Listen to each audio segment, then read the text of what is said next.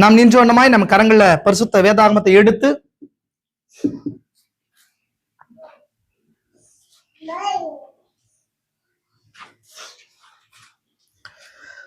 யோவான் எழுதின சுவிசேஷம் 16ஆம் அதிகாரம் வசனங்கள் 7-13 வரை கூட வாசிக்கலாம்.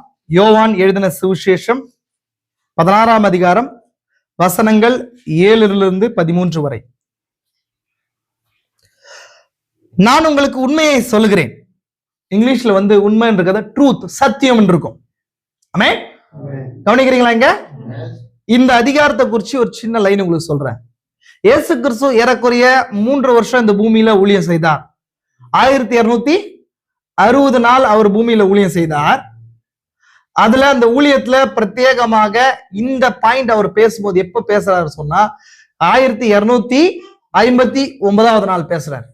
கடைசி நாளுக்கு முதல் நாள் பேசுறார். பூமியை விட்டு போறது கடைசி நாளுக்கு முன்பதாக பேசுறார். புரிஞ்சுக்கலாம்? 3 வருஷம் ஊழியம் தானே இயேசு கிறிஸ்துக்கு. 3 வருஷம் ஒரு பேசாத ஒரு ரகசியங்களை பேசுறார். அதுதான் இங்க யோவான் 14ஆம் அதிகாரத்துல இருந்து 17ஆவது அதிகாரம் வரைக்கும். புரிஞ்சுங்களுக்கு? அது பைபிள்ல ரொம்ப ரகசியமான பகுதிகள். யோவான்ல மட்டும்தான் இருக்கும். மத்தேயு அதை பதிவு செய்திருக்க மாட்டார், மார்க் அதை பதிவு செய்திருக்க மாட்டார், லூக்காவும் இல்ல, யோவான் மட்டும்தான். கவனிக்கிறீங்களா? உங்ககிட்ட தான் பேசுறேன்.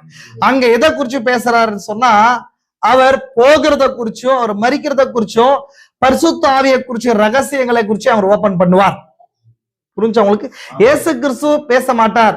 தீர்க்கதரிசியோட இயேசு கிறிஸ்து அதை பேச முடியாதுன்ற. ஆமே, அப்ப இயேசு கிறிஸ்து அதுக்கான கீயை ஓபன் பண்றாரு. அதான் இங்க சொல்றது. நான் உங்களுக்கு உண்மையை சொல்லுகிறேன், நான் போகிறது உங்களுக்கு பிரயோஜனமாய் இருக்கும். நான் போகிறது, இயேசு கிறிஸ்து 3 வருஷம் இருந்துட்டு அவங்கள விட்டு போறார்.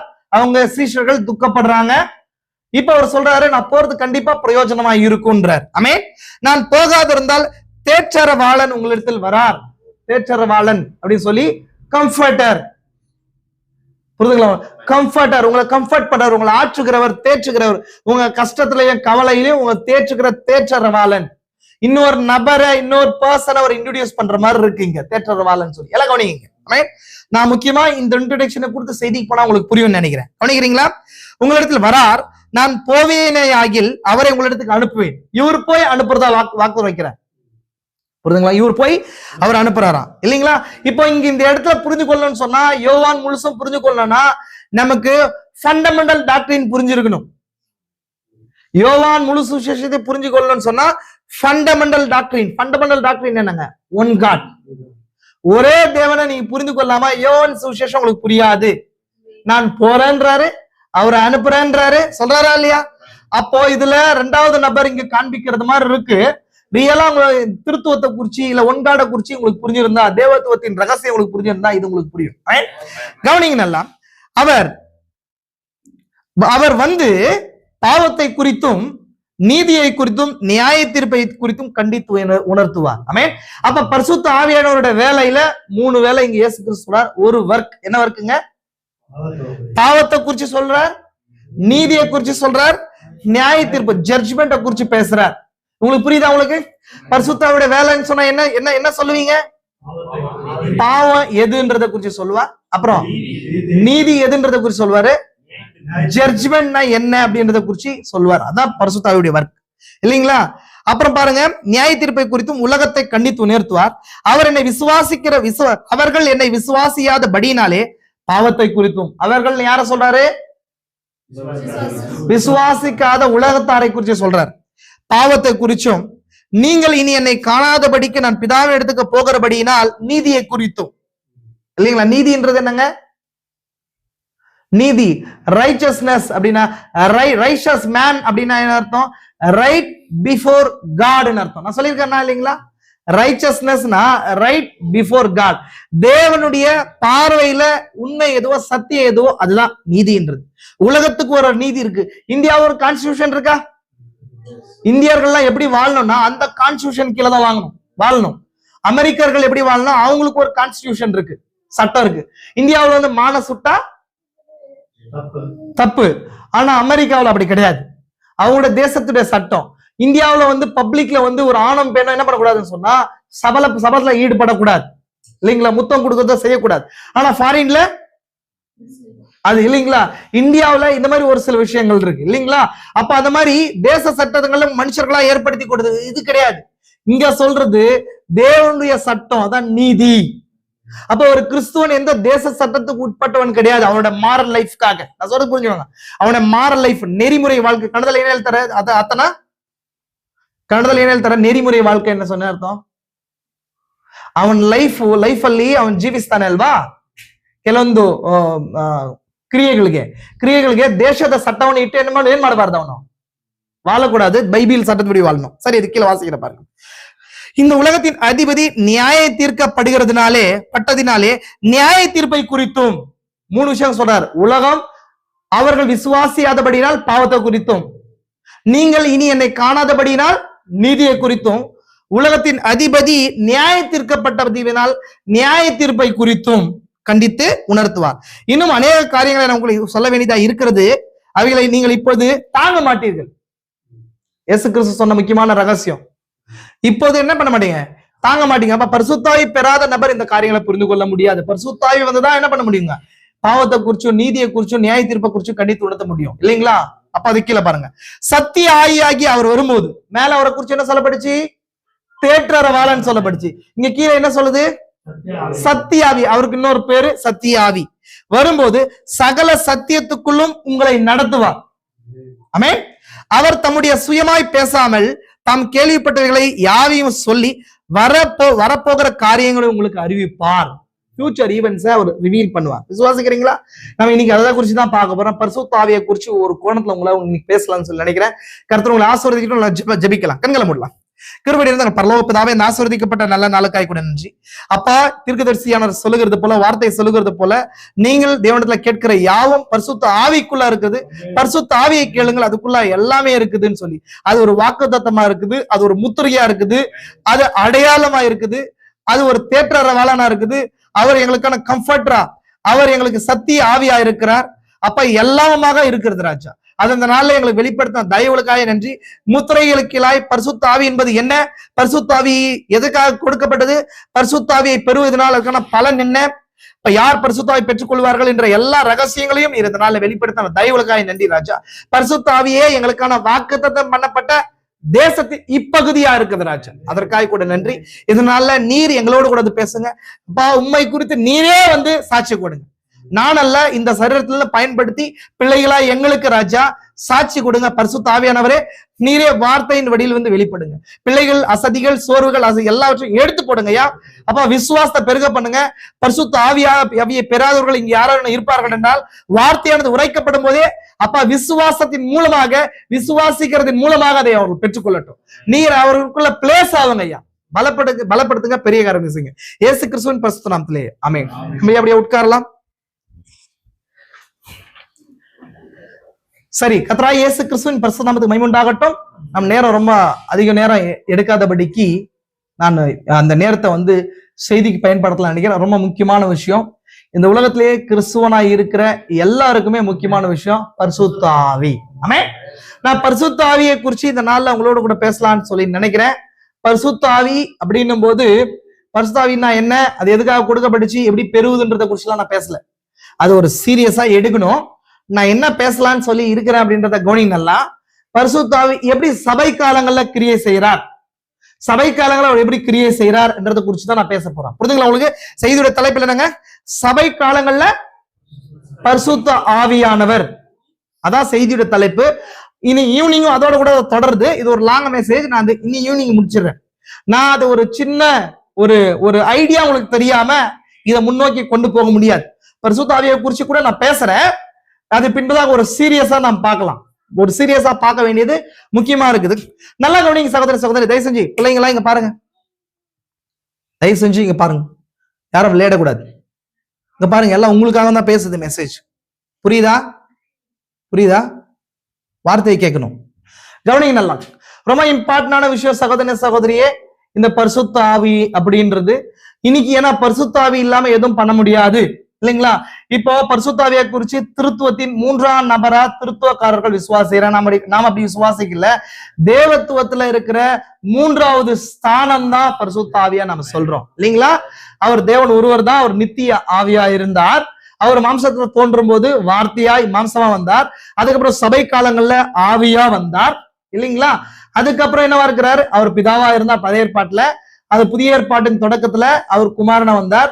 சபை காலங்கள்ல அவர் பரிசுத்த ஆவியா இருந்தார். இப்ப அவர் பரிசுத்த ஆவியிலிருந்து மீண்டும் வார்த்தையா இருக்கிறார். புரிஞ்சுக்கணும், கிராஜுவல் சேஞ்ச் புரியணும். அதனாலதான் நான் சொன்னேன், டினாமினேஷன் அண்டர்ஸ்டாண்டிங்ல இன்னும் பரிசுத்த ஆவியை புரிந்து கொள்ளக்கூடாது. நான் ஏன் இந்த காரியத்தை குறித்து பேசுறேன்னு சொன்னா, லாஸ்ட் வீக் சகோதரர்கிட்ட பரிசுத்த ஆவியை குறித்து பேச வேண்டிய சூழ்நிலை வந்துச்சு. அப்போ இந்த ஒரு ஃபண்டமெண்டல் டாக்டரின், இது ஃபண்டமெண்டல் டாக்டரின், இது எதுங்க? அடிப்படை உபதேசம். பரிசுத்த ஆவியை குறித்து நீங்க ஐடியா இல்லாம எடுத்துக்கொள்ளப்படுறதுல போக முடியாது. பரிசுத்த ஆவி இல்லாம ஒரு கிறிஸ்தவனாக வாழ முடியாது. பரிசுத்த ஆவி இல்லாம உங்க ஸ்தானத்தை காத்துக்கொள்ள முடியாது. பரிசுத்த ஆவி இல்லாம நீங்க ஒரு கணவனா இருக்க முடியாது. பரிசுத்த ஆவி இல்லாம ஒரு உண்மையான மனைவியா இருக்க முடியாது. பரிசுத்த ஆவி இல்லாம நீங்க எதுவாகவே இருக்க முடியாது. நான் சொல்றது புரியுதா உங்களுக்கு? ஏன் நம்ம எதுவுமே நம்ம ஸ்தானத்துல நிக்க முடியல அப்படின்னு சொன்னா, பரிசுத்த ஆவியுடைய நமக்குள்ள பரிசுத்த ஆவியோட நிறைவோ பரிசுத்த பெற்றுக்கொண்டுதான் நம்ம நினைக்கிற நிலைகள் தான் காரணம். புரிஞ்சா உங்களுக்கு? அநேக நேரங்கள்ல நம்ம பிரச்சனை என்ன, வாட் இஸ் த ஹோலி கோஸ்ட்ன்றது நமக்கு தெரியல, பரிசுத்த ஆவியை குறிச்சே தெரியல. இந்த செய்தியில ஏறக்குறைய நம்ம இங்க வந்திருக்கிற எல்லாமே மேக்சிமம் 5 இயர்ஸ் கிராஸ் பண்ணுவாங்க. எத்தனை பேர் பரிசுத்த ஆவி அப்படின்ற செய்தியை படிச்சிருக்கீங்க? எத்தனை பேர் படிச்சிருக்கீங்க? ஒரு முறையாவது சும்மா பெரட்டியாவது பார்த்திருக்கேன் பிரதர். கம்பல்சரி சகோதர சகோதரிய, உங்களுக்கு நான் இது கட்டளையா சொல்றேன். பரிசுத்த ஆவி என்றால் என்ன, பரிசுத்த ஆவி எதற்காக அருளப்பட்டது, பரிசுத்த ஆவியின் மீதான கேள்விகளும் பதில்களும் செய்தியை இந்த சீரியஸா இந்த வருஷத்தின் தொடக்கத்துல உங்களுக்கு ஒரு ஹோம் ஒர்க்கா தரேன். தயவு செஞ்சு இதை படிங்க. நம்ம ஒரு சீரியஸா எடுக்கலாம். நான் இப்ப எடுக்கல, இப்ப எடுக்கிற டைட்டில வேற. ஏன்னா சகோதர சகோதரியே நல்லா கவனிங்களேன், தயவுசெய்து பாருங்க, நல்லா கவனிங்களேன். பெந்தோகஸ்தக்காரர்கள் பரிசுத்த ஆவியை குறித்து அதிகமா பேசுறாங்க. உங்ககிட்ட தான் பேசுறேன். தயவுசெய்து யாரும் அங்க பாட்ச் பண்ணாதீங்க. எல்லாம் இங்க பாருங்க, உங்க கவனத்தை இங்க பாருங்க. அவங்க போறவங்க போயிட்டு வரட்டும், கவனத்தை பாருங்க. அப்போ பெந்தோகஸ்தக்காரர்கள் அதிகமா பரிசுத்த ஆவியை பேசுறாங்க. இந்த கால செய்தியெல்லாம் தேவன் அனுப்புறார். அனுப்பி பரிசுத்த ஆவியை எப்படி பெற்றுக்கொள்றது, பரிசுத்த ஆவியின் வரங்களை குறித்து ஒரு ப்ரீச் பண்ணிருக்கலாம், கரெக்ட்டுங்களா? ப்ரீச் பண்ணிருக்கலாம். ஆனா தீர்க்கதரிசி ஒரு தலைப்புல 1959 செய்தி கொடுக்கிறார். அந்த செய்தியோட தலைப்பு பரிசுத்த ஆவி. பரிசுத்த ஆவி என்றால் என்ன, what is the holy ghost அப்படின்னு சொல்லி ஒரு செய்தியை கொடுக்கிறார். ஏன் கொடுக்கணும்? நான் கூட தான் கேட்கிறேன், ஏன் கொடுக்கணும்? சபையில பரிசுத்த ஆவியினாவே என்னன்னு சொல்லி தெரியாம இருக்கிறாங்க இந்த காலத்துல. வாட் இஸ் ஹோலி கோஸ்ட்ன்ற ஒரு கிளாரிட்டியே இல்லாம இருக்கிறாங்க. நம்ம நினைச்சுக்கிறோம் அதிகமா நம்ம பரிசுத்த ஆவியை குறித்து தெரியும்னு சொல்லி நினைச்சுக்கிறோம். சில நேரங்கள்ல பரிசுத்த ஆவியை பெறாதவங்கள பெற்றதா நினைச்சுக்கிறாங்க. சில நேரத்துல பரிசுத்த ஆவியை பெற்றும் கூட பெறாதவங்களா நினைச்சுக்கிறாங்க. சொல்ல புரியுதா? ரெண்டும் இருக்குது. அவங்களுக்குள்ள பரிசுத்த ஆவி இருக்கும், ஆனா அவங்க நினைச்சுப்பாங்க அவங்க கிட்ட பரிசுத்த ஆவி இல்லைன்னு நினைச்சுப்பாங்க. இன்னும் ஒரு சில நினைச்சுப்பாங்க, என்ன நினைச்சுப்பாங்க, பரிசுத்த ஆவி பெற்றுக்கூடாத நினைப்பாங்க, ஆனா பரிசுத்த ஆவி இருக்காது. இன்னும் ஒரு சிலர் பரிசுத்த ஆவி குறிச்சு நிறைய விஷயங்கள் தெரிஞ்சா நினைப்பாங்க, பரிசுத்த ஆவியுடைய ஒரு ஓரத்தை கூட தெரியாது. திருப்பதி சொல்றாரு, 10 வாரம் கூட நான் ப்ரீச் பண்ணி கூட பரிசுத்த ஆவின்ற டைட்டில ஒரு சின்ன ஓரத்தை கூட தொடாமல் இருக்கலாம் அப்படின்றார். ரொம்ப இம்பார்ட்டன்ட் விஷயம். நான் திரும்ப சொல்றேன், இந்த செய்தி பரிசுத்த ஆவியை குறிச்சு தானே, சீரியஸ் கிடையாது. சபை காலங்களை எப்படி கிராஜுவலா பரிசுத்த ஆவி வந்துச்சுன்றத குறிச்சு மட்டும் தான் பேச போறோம். அதுக்கான ஒரு ஃபவுண்டேஷன் இது பேசிட்டு நான் தொடரலாம்னு நினைக்கிறேன். புரிஞ்சுங்களா உங்களுக்கு? எனவே அதுக்கு முன்பதாக தான் ஹோம்ஒர்க் நான் கொடுத்துருக்கிறேன். இங்க இருக்கிற ஒருத்தரும் கனடாவிலேயே அந்த புத்தகம் இருக்குது, கனடாவிலேயே அந்த புக் இருக்குது, கனடாலயே இருக்குது, தெலுங்குல இருக்குது. கம்பல்சரி இங்க இருக்கிற ஒருத்தரும் படிக்க தெரியாதவங்க ஆடியோலயும் இருக்கு. பரிசுத்த ஆவியை குறித்து அநேக செய்திகள் இருக்கு, அதெல்லாம் விட்டுருங்க. நான் சொல்றேன், இந்த ஒரு சீரியஸ் பரிசுத்த ஆவி என்றால் என்ன, பரிசுத்த ஆவி எதற்காக கொடுக்கப்பட்டது, பரிசுத்த ஆவியின் மீதான கேள்விகளும் பதிலும் தீர்க்கதரிசி ஒரு சீரியஸா 1959 கொடுத்திருக்காரு. அந்த செய்தியில நான் பலமுறை படிச்சேன். இந்த செய்தியை ப்ரிப்பேர் பண்ணும்போது தீர்க்கதரிசி அந்த செய்தியில பார்க்கும்போது அவர் ஒரு அற்புதம் அடையாளம் செய்யற ஒரு ஊழியக்காரனை தெரியவில்லை, ஒரு ஃபைனஸ்டான ஒரு பிரீச்சரா தெரிஞ்சாரு. அவ்வளவு தெளிவா பரிசுத்த ஆவியை குறிச்சு எக்ஸ்பிளைன் பண்றாரு, ரொம்ப தெளிவா எக்ஸ்பிளைன் பண்றாரு. ஆனா உங்களுக்கு அதை படிக்கிறதுக்கான ஒரு தெளிவு வேணும். அதுக்கு நான் சொல்றேன், உங்களுக்கு பிளைனா படிச்சா அது புரியாது. பரிசுத்த ஆவியில ஜெபத்தோடு கூட அந்த காரியத்தை படிங்க. ஆண்டவரே, பரிசுத்த ஆவியை குறிச்சு நான் பெற்றுக்கொள்றத குறிச்சு இல்ல பெற்றுக்கொண்டனா இல்லையான்ற கேள்விகளும் மற்ற விஷயங்கள் இருக்குன்னு சொல்லி படிங்க. ஆமென். சரி, நம்ம அதை குறிச்சு ஒரு சீரியஸ் நம்ம பார்க்கலாம். சரி, நம்ம கவனிங்க சகோதர சகோதரியே. இந்த பரிசுத்த ஆவியை குறிச்சு நம்ம பார்க்கும்போது ஏன் பார்க்கணும்னா, சபை காலங்கள் எப்படி பரிசுத்த ஆவி வந்தாருன்றபடி வாட் இஸ் த ஹோலி கோஸ்ட்ன்றத குறிச்சு சின்ன இன்ட்ரோடக்ஷன் கொடுத்துறேன். அதுக்கப்புறம் நம்ம அதை அடுத்து தொடர்ந்து போலாம், இல்லைங்களா? இப்ப நல்லா கவனிங்க, நம்ம எந்த காலத்துல வாழ்ந்து கொண்டிருக்கிறோம். நான் சின்ன லைன் நான் காட்டுறேன். எந்த காலத்துல வாழ்ந்து கொண்டிருக்கிறோம், இங்க பாருங்க. எந்த காலத்துல வாழ்ந்து கொண்டிருக்கிறோம் பாஸ்டர் போலாம். எந்த காலத்துல வாழ்ந்து கொண்டிருக்கோம்? 7ஆம் சபை காலத்துல வாழ்ந்து கொண்டிருக்கிறோம். 7ஆம் சபை காலத்துல வாழ்ந்து கொண்டிருக்கிறோமா? 7ஆம் சபை காலம் என்ன காலங்க? லவோதிக்கேய சபை காலத்துல வாழ்ந்து கொண்டிருக்கிறோமா? திரும்ப சொல்லுங்க. நம்ம இந்த சபையில அநேக முறை பிரீச் பண்ணிருக்கோம். நார்மல் என்னங்க, லவோதிக்கேய சபை காலத்துல செய்தியில இருக்கிறவங்க கிடையாது. நம்ம மெசேஜ் ஆஃப் தி அவர்ல இருக்கிறவங்க, நம்ம எண்ட் டைம் மெசேஜ்ல இருக்கிறவங்க கிடையாது. எண்ட் ஆஃப் தி டைம் மெசேஜ்ல இருக்கிற ஆட்கள். நான் சொல்றது புரிஞ்சுக்கோங்க நல்லா. எனவே சகோதரனே, குருட்டாம் போக்குல செய்தியை பேசுறவங்களா இருக்கக்கூடாது. நம்ம மேம்போக்கா இருக்கக்கூடாது. நாம எங்க இருக்கிறோம்னு சொன்னா லவோதிக்கேயோட ஃபர்தர் எக்ஸ்டென்ஷன்ல ஃபுல்னஸ் ஆஃப் வேர்ட்ல பியூர் வேர்ட் ஏஜ்ல இருக்கிறோம். லவோதிக்கேய சபை காலம் உலகத்துல போய்கொண்டுதான் இருக்குது. ஆனா மனவாட்டி எப்படி இருக்கான்னு சொன்னா ஃபுல்னஸ் ஆஃப் வேர்ட்ல இருக்கிறான். நான் இன்னைக்கு நிறைய முறை சொன்னா திரும்பவும் அதை தான் நான் சொல்றேன். இதெல்லாம் நமக்கு சுத்தமா தெரியாது. பரிசுத்தம் எப்படி கிரியை செய்யறாருன்னே தெரியாது. அதனாலதான் ஏன்னா நம்ம என்ன பண்ணலன்னு சொன்னா செய்தியை இண்டிவிஜுவலா நாம எடுத்து ஸ்டடி பண்ணாதான் இது காரணம். நம்ம அநேக செய்திகளை கேட்கிறோம், நமக்குள்ள ஒரு ஆர்டர் ஆர்ட்ல இல்ல, ஹிருதயத்துல ஏன் இல்ல, ಒಂದು ஆர்டர் பரிசுத்தத்தின் ಬಗ್ಗೆ ಒಂದು ஆர்டர்ல இல்ல. சரி, கவனிங்க நல்லா சகோதர சகோதரி. இப்ப நல்லா கவனிங்க. இங்க எபேசு சபை காலம் இருக்குது. கவனிங்க, இங்க எபேசு சபை காலம் இருக்குது. சிமர்னா, பெர்கமு, தியத்ரா, சர்தை, பிலதெல்பியா, லவோதிக்கேயா 7 சபை காலங்கள். கவனிச்சிங்களா? இப்போ நான் திரும்பவும் ஃபண்டமெண்டல் பேசிக்ல சொல்றேன். கிறிஸ்து போய் திரும்ப வர்றதுக்குள்ள இப்போ எவ்வளவு வருஷம் ஆச்சு? 2000 வருஷம் ஆயிருக்குது. இந்த 2000 வருஷம் தான் புறஜாதி சபை காலம் சொல்லப்படுது. நான் புறஜாதி சபை காலங்கள் வேதத்தின் படியானதான்ற செய்தியை கொடுத்திருக்கேன். பாருங்க, நீங்க பைபிள்ல அக்கார்டிங் டு பைபிள்ல சபை காலங்கள் வேதத்துல இருக்குதா? வெளிப்படுத்துற விசேஷம் 2ஆம் அதிகாரம் 3ஆம் அதிகாரத்துல 7 சபை காலங்களை குறிச்சிருக்கு. அந்த 7 சபை காலுடைய பெயர்களும் ஆசியா இன்னைக்கு இருக்கிற துருக்கியில அன்னைக்கு ஆசியா மைனர் சொல்லப்பட்டுச்சு. அங்க இருக்கிற 7 நகரங்கள் இருந்த 7 சபைகள் இருந்துச்சு. அந்த சபைகளுக்கு பத்மு தீவுல இருந்த யோவானால எழுதப்பட்ட புக் இல்லைங்களா? ஆனா அது நிச்சயமாவே எதுன்னு சொன்னா வரும் காலத்துல இருக்கிற கிறிஸ்து போனதுல இருந்து கிறிஸ்து வருகிற வரைக்கும் இருக்கிற காலங்களை 7ஆ பிரிச்சு ஒரு காலமும் அங்க இருக்கிற ஒரு சபைக்கு அடையாளமா இருக்குது. திரும்ப பேசுற புரியுதா உங்களுக்கு? ஃபண்டமெண்டல் பேசிக் முக்கியமான விஷயம். எங்க சபை காலங்கள் வந்துச்சு?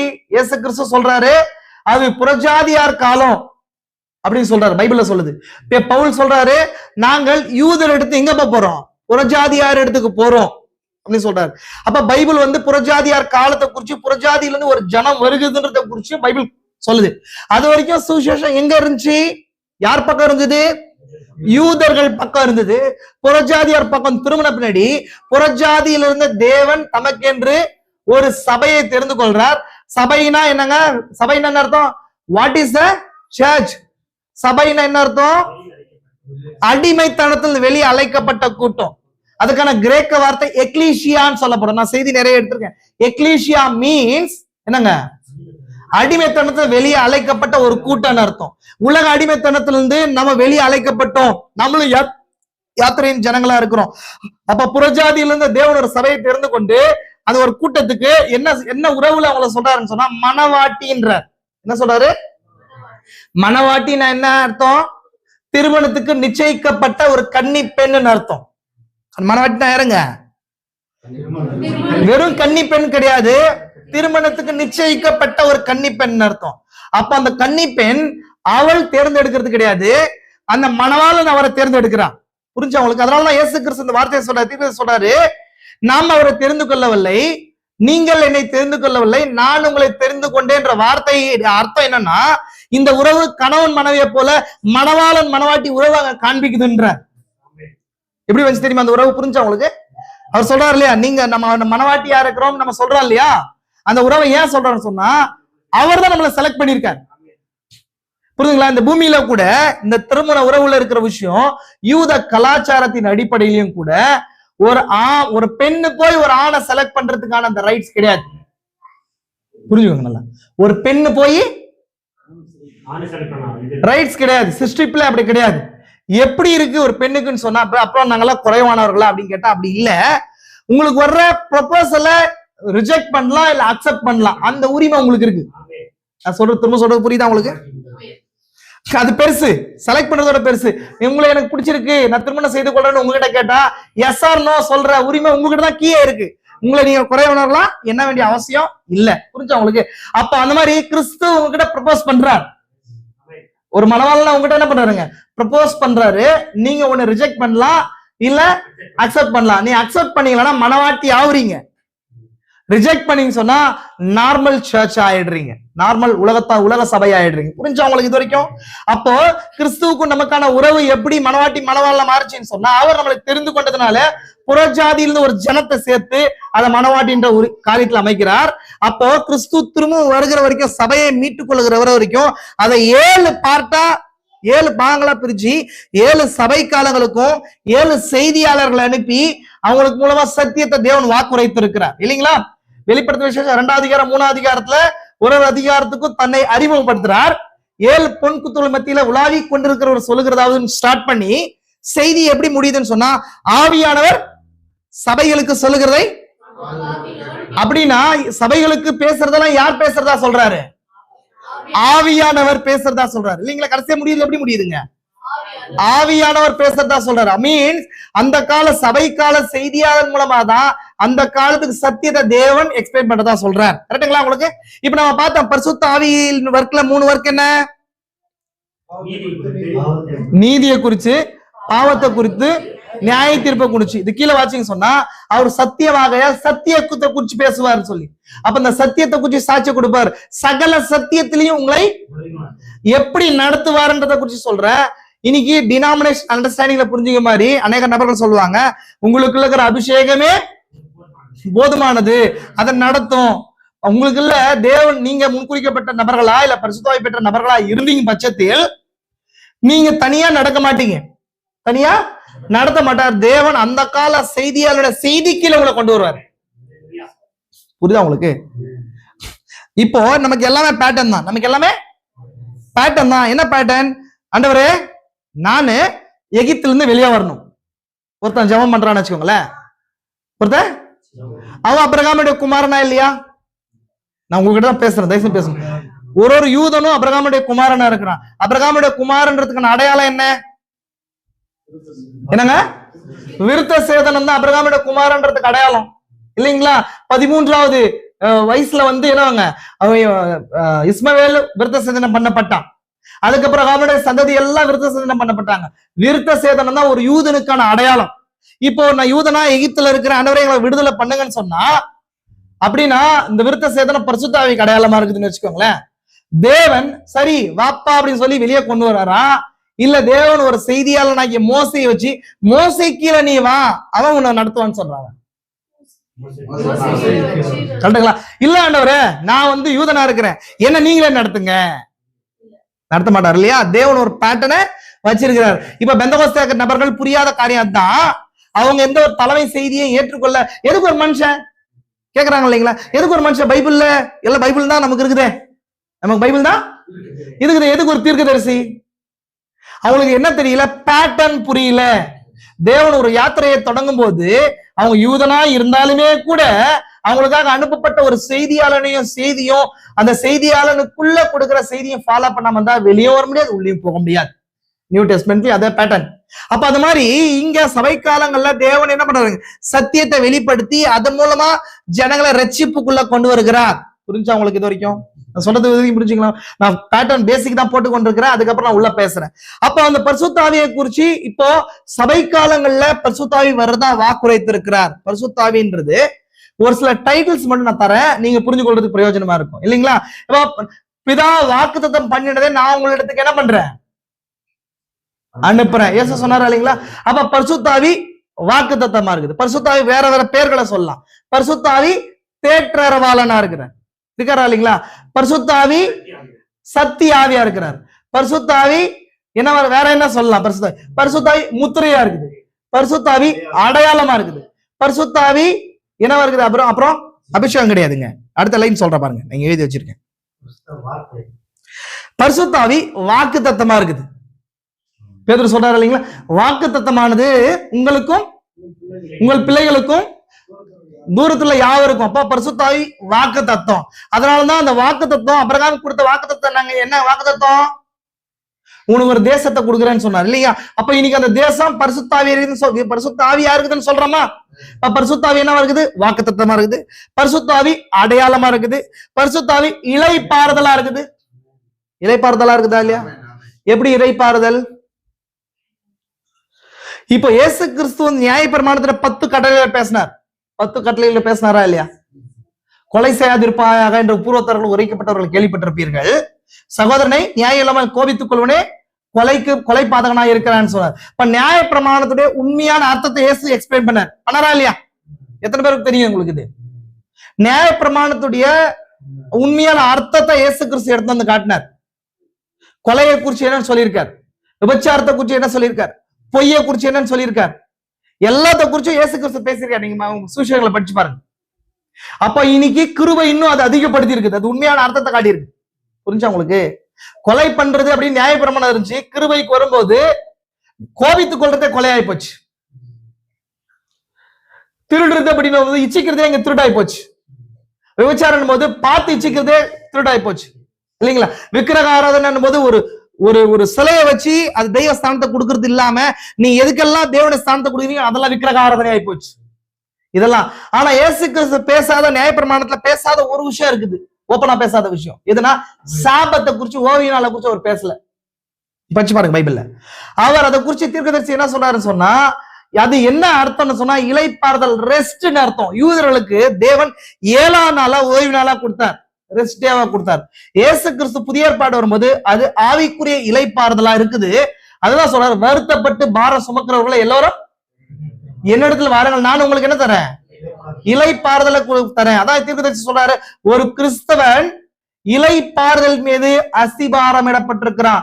ஒரு கிறிஸ்துவன் ஆன அவன் இளைப்பாறுகிறான்றார். ஒரு கிறிஸ்துவன் அவன் உலகத்தின் பாவத்திலும் உலக கவலையிலிருந்து விடுதலை ஆவான். ஃபர்ஸ்ட் உலகம் எவ்வளவுதான் அவனை நெருக்கினாலும் உலக கவலை அவனுக்கு போயிடும். எப்படி போகும்னா பரிசுத்தாவை பெறும்போது இளைப்பாறுதல். பரிசுத்தாவி என்னவா இருக்குது? இளைப்பாறுதலா இருக்குது. அப்புறம் பரிசுத்தாவி முத்திரையா இருக்குது. நம்ம அதை பார்க்க போறோம். பரிசுத்தாவி உடன்படிக்கையா இருக்குது. உடன்படிக்கை என்னங்க? அக்ரிமெண்ட். அக்ரிமெண்ட் இல்லைங்களா? அக்ரிமெண்ட் என்ன? அக்ரிமெண்ட் எதுக்கு அக்ரிமெண்ட் போடுறோம்? போடதான் கேட்கிறேன். அக்ரிமெண்ட் பத்தி தெரியாத மாதிரி கேட்கறீங்களே. அக்ரிமெண்ட் எதுக்கு போடுறோம்னா, ஒரு காரியத்தை நான் உங்களுக்கு செய்யறேன், நீங்க இந்த காரியத்தை செய்யணும்னு சொல்றதுக்கான அத்தாட்சி தான் அக்ரிமெண்ட். ஒரு அக்ரிமெண்ட் சைன் பண்ணுவாங்க. ஒரு பாண்டாவோ இல்ல பழைய ஏற்பாட்டுல உடன்படிக்கை பண்ற முறைமைகள் நிறைய இருக்கு. ஆபிரகாமோட தேவன் உடன்படிக்கை பண்ணாரா இல்லையா? எப்படி பண்ணார்? 3 வயது ஆட்டுக்கிடாரையும் 3 வயது வெள்ளாட்டையும் கொண்டு வந்தாரு. கொண்டு வந்து என்ன பண்ணாருங்க? சந்து சந்தா துண்டிச்சாரு. அதுக்கப்புறம் அதுக்கு ஆபிரகாம் போனாரு, தேவனும் போனாரு. அப்போ பழைய ஏற்பாட்டுல உடன்படிக்கை பண்ற முறைமைகள் அநேகம் இருக்குது. ஒரு சிலர் என்ன பண்ணுவாங்க? உடன்படிக்கைக்கு உப்பை கொடுப்பாங்க. ஒரு சிலர் என்ன பண்ணுவாங்க? தன்னுடைய போர் வாழை கொடுப்பாங்க. ஒரு சிலர் வஸ்திரத்தை கொடுப்பாங்க இல்லைங்களா? அப்ப அந்த மாதிரி ஒரு உடன்படிக்கைக்கு அப்புறம் என்ன பண்ணுவாங்க? தன்னோட பாதரட்சைகளை கழட்டி கொடுப்பாங்க. நீங்க பாத்துருக்கீங்க, ரூத் புத்தகத்துல பாத்துருக்கீங்க. இதெல்லாம் பழைய ஏற்பாட்டுல உடன்படிக்கை பண்ற மெத்தட். கவனிக்கிறீங்களா? சொல்ற விஷயம் புரியுதுங்களா உங்களுக்கு? அப்போ இந்த உடன்படிக்கைன்றது நான் ஒரு காரியத்தை செய்யறேன் அப்படின்னு சொல்லி 2 பேரும் செய்யற ஒப்பந்தம், வாக்குறுதி. அப்ப அதுக்கான அடையாளம் அத்தாட்சி தான் உடன்படிக்கை. அப்ப பரிசுத்தாவி என்னவா இருக்குதா? உடன்படிக்கையா இருக்குது. பரிசுத்தாவி அட்வொகேட்டா இருக்கார், பரிந்து பேசுகிறவரா இருக்கிறார். இதெல்லாம் பரிசுத்தாவியை குறிச்சு நான் சின்ன நோட். பரிசுத்தாவி என்னன்றதை குறிச்சு உள்ள போல சபை காலத்துக்கு டைரக்டா கொண்டு வந்துடுறேன். அந்த விஷயத்தை கொண்டு வந்துடுறேன். கவனிங்க நல்லா, உங்களுக்கு புரிஞ்சுக்கலாம். உங்களுக்கு ஏன்னா பரிசுத்தாவியை குறிச்சு சீரியஸ் நம்ம அப்புறம் பார்க்கலாம். சரி, இப்ப நல்லா கவனிங்க. ஒரு சின்ன சின்ன லைன் மட்டும் நான் சொல்றேன். தீர்க்கதரிசி சொல்றாரு, கவனிங்க நல்லா. ஒரு சின்ன லைன் காட்டுறேன். பரிசுத்தாவியை குறிச்சு, பரிசுத்தாவி எங்கிருந்து தொடங்கணும்? இப்ப எல்லாத்துக்குமே ஒரு தொடக்கம் இருக்கணுமா இல்லையா? தொடக்கம் இருக்கணுமா இல்லைங்களாங்க? இயேசு கிறிஸ்து வந்து பரிசுத்தாவி சொன்னாரா? ஞானஸ்தானத்தை இயேசு கிறிஸ்து தான் கொண்டு வந்து இன்ட்ரோடியூஸ் பண்ணாரா? ஆசரிப்பு கூடாரத்தை குறிச்சு இயேசு கிறிஸ்து தான் ஃபர்ஸ்ட் சொன்னாரா? இப்ப எல்லா விஷயத்துக்கான தொடக்கம் எங்க இருக்கணும்? எங்க இருக்கணும்? உங்களதான் கேக்குறேங்க. தீர்க்கதரிசி என்ன சொல்றாரு நமக்கு? எல்லாத்துக்கும் வேதத்துல ஏதாவது ஒரு காரியத்தை நீங்க பாத்தீங்கன்னு சொன்னா அது தொடக்கத்துக்கு போங்க, தொடக்கத்துல எல்லாமே இருக்குன்னு சொல்றாரா இல்லைங்களா? வித்தின் புஸ்தகத்துல எல்லாமே இருக்குன்னு சொன்னாரா? அப்ப பரிசுத்தாவியின் தொடக்கமும் ஆதியாகமம் தான். ஆதியாகமத்துல தான் ஃபர்ஸ்ட் நம்ம பாக்குறோம். ஆதியாகமத்துல பரிசுத்தாவி எந்த வடிவத்துல இருக்குது அப்படின்னு சொன்னா விருத்த சேதன வடிவத்துல இருக்குது. பரிசுத்தாவி ஒரு விருத்த சேதனமா இருக்குது. பரிசுத்தாவி எப்படி இருக்குதுங்க? விருத்த சேதன அடையாளமா இருக்குது. அபிரகாம் தேவன் சொன்ன வாக்குத்தத்தத்தை விசுவாசிச்சாரு. அந்த தேவன் வந்து அபிரகாம் விசுவாசிச்சதுடைய அஸ்திபாரமா இல்ல அத்தாட்சியா தேவன் விருத்த சேதன உடன்படிக்கையை அபிரகாமுக்கு கொடுத்தார். கவனிக்கிறீங்களா சொல்றது? அபிரகாமுடைய விசுவாசத்தை தேவன் அங்கீகரிச்சு, எஸ் அபிரகாமே நீ விசுவாசிக்கிற அப்படின்னு சொல்லி அதுக்கு அடையாளமா தான் விருத்த சேதன உடன்படிக்கை கொடுக்கிறார் இல்லைங்களா? அப்ப அந்த விருத்த சேதன உடன்படிக்கை கீழே வந்தவங்க எல்லாம் அபிரகாமுடைய சந்ததி. அதான் அடையாளம். புரிஞ்சுங்களா உங்களுக்கு? அங்கதான் விருத்த சேதனம் வருது முதல்ல. அது பரிசுத்த ஆவிக்கு முன் அடையாளமா இருக்குது. இதுதான் புதிய ஏற்பாட்டுல வரும்போது இங்க ஸ்தேவான் 7ஆம் அதிகாரத்துல பேசுறாரு. நான் வாசிக்கிறேன் பாருங்க, என்ன சொல்றாரு பாருங்க. என்ன சொல்றாரு? அப்போஸ்தலர் நடபடிகள் 7ஆம் அதிகாரத்துல படிப்போம். பிரதான ஆசாரியரை நோக்கி காரியம் எப்படி இருக்கிறது என்று கேட்டான். அது கீழே முக்கியமான விஷயத்தை மட்டும் வாசிக்கிறேன் பாருங்க. அவர்களை அடிமைப்படுத்தும் ஜனத்தையோ நான் ஆக்கினைக்கு உட்படுத்துவேன். அதற்கு பின்பு அவர்களை புறப்பட்டு வந்து இவ்விடத்தில் எனக்கு ஆராதனை செய்வார்கள். யார் பேசுறது? அப்போஸ்தலர் 7ஆம் அதிகாரத்துல யார் பேசுறா? ஸ்தேவான் யூதர்கிட்ட பேசுறார். ஸ்தேவான் யூதர்கிட்ட பேசி அங்க இருக்கிற யூதர்களுக்கு சுவிசேஷத்தை சொல்றாரு. அப்ப சொல்லும் போது அபிரகாம்ல இருந்து ஒரு சுவிசேஷத்தை கொண்டு வர்றாரு. எப்படி நீங்க வந்தீங்க, இயேசு கிறிஸ்துவோட கூட எப்படி கனெக்ட் பண்றதுன்ற அந்த லைனுக்கு அவர் எடுத்துட்டு வந்து பிரீச் பண்றார். நம்ம பார்த்திருக்கோம். 7ஆம் அதிகாரம் 7 சபை காலத்தை குறிச்சு பேசுது. நம்ம பார்த்திருக்கோமா இல்லைங்களா? அப்போஸ்தலர் நடபடிக்கையில 7ஆம் அதிகாரத்துல எவ்வளவு சபைக்காலம் இருக்கு? 7 சபைக்கால செய்தி இருக்குன்னு சொல்லி நம்ம பார்த்திருக்கிறோம். இப்ப இங்க சொல்லும்போது என்ன சொல்றாரு? மேலும் விருத்த சேதன உடன்படிக்கையும் அவனுக்கு ஏற்படுத்தினார். அந்தபடியே அவன் ஈசாக்கை பெற்ற போது 8ஆம் நாள் விருத்த சேதனம் பண்ணினான். ஈசாக்கு யாக்கோபு 12 பேர் கோத்திர பிதாக்களையும் பெற்றார்கள். இதுக்குள்ள நீங்க வாட்சியா என்ன சொல்ல ஒரு வார்த்தை சொல்லுவோம், இருதயத்திலையும் விருத்த சேதனம் பண்ணப்படாதவர்களையும் சொல்வார். என்ன சொல்வாரு? இருதயத்தில விருத்த சேதனம் பண்ணப்படாத ஒண்ணுவாரு. அப்ப விருத்த சேதனம் அப்படின்றது என்ன? பழைய ஏற்பாட்டுல விருத்த சேதனம் ஒரு அடையாளமா இருந்துச்சு இல்லைங்களா? இன்னைக்கு முஸ்லிம்ஸ் பண்றாங்க. சுன்னத்த முஸ்லிம்ஸ் என்ன பண்றாங்க மீன் சரீரத்துல ஒரு தேவையில்லாத தோலை வெட்டி வெளியே போடுறதுதான் விருத்த சேதனமா இருக்குது. இதை தேவன் அபிரகாமுக்கு சொன்னார். சரி, ஆண்கள் விருத்த சேதனம் பண்ணாங்க, பெண்கள் பழைய ஏற்பாட்டுல. பெண்கள் அப்ப விருத்த சேதனம் பரிசுத்தாவிக்கு அடையாளமா இருந்தா புதிய ஏற்பாட்டுல பெண்களுக்கு பரிசுத்தாவி இல்லையா? இருக்கு இல்லையா? அப்போ ஒரு பெண் என்ன இருக்கிற ஆணுடைய பாகமா இருக்கிறதுனால, ஆணுடைய பார்ட்டா இருக்கிறதுனால ஒரு ஆண் விருத்த சேதனம் பண்ணும்போது ஒரு ஆண்ல பிறந்த ஒரு பெண்ணும் அந்த பெண்ணுடைய மனவாளனும் விருத்த சேதனம் பண்ணப்பட்டவனாக இருந்தா அந்த பெண்ணும் விருத்த சேதனம் உள்ளவளா இருக்கிறாள்ன்றதுக்கு அடையாளம். புரிஞ்சா உங்களுக்கு? புதிய ஏற்பாட்டிலையும் அதுதான். அதான் விருத்த சேதனம் இல்லாதவன், விருத்த சேதனத்தில் இல்லாத ஒரு குமார் இடத்துல பிறந்தவளை திருமணம் செய்யக்கூடாது. பழைய ஏற்பாட்டுல முறை. யூதர்கள் வெளியில என்ன பண்ண மாட்டாங்க? மேரேஜ் பண்ண மாட்டாங்க. விருத்த சேதனம் இல்லாத ஒரு இடத்துல பிறந்தவங்களை என்ன பண்ண மாட்டாங்க? பண்ணக்கூடாது. நியாய பிரமாணத்தின்படி அது ப்ராஹிபிட்டட், தடை செய்யப்பட்டது. ஆமென். சரி, கவனிங்க நல்லா. அப்ப இந்த விருத்த சேதனத்தை குறிச்சு இங்க பேசுறேன். இங்க பாருங்க, பழைய ஏற்பாட்டுல பரிசுத்த ஆவி பழைய ஏற்பாட்டில் விருத்த சேதனத்தின் மூலம் அடையாளப்படுத்தப்பட்டது. பரிசுத்த ஆவிக்கான ரூட் எங்க இருக்குது பைபிள்ல? நான் உங்ககிட்ட தான் பேசுறேன். இல்ல நான் க்ளோஸ் பண்ணிட்டு போயிடுவேன். நான் அமைதியா இருந்தீங்கன்னா தயவு செஞ்சு நான் முடிச்சுட்டு போயிடுவேன். இப்பயே ப்ரேயர் பண்ணிட்டு போயிடுவேன். நான் என்ன ரொம்ப நீங்க வந்து சோதிக்கிறீங்க. தயவு செஞ்சு பேசணும். சும்மா இங்க வந்து வேலை இல்லாம மெசேஜ் கொடுத்துட்டு இருக்கா?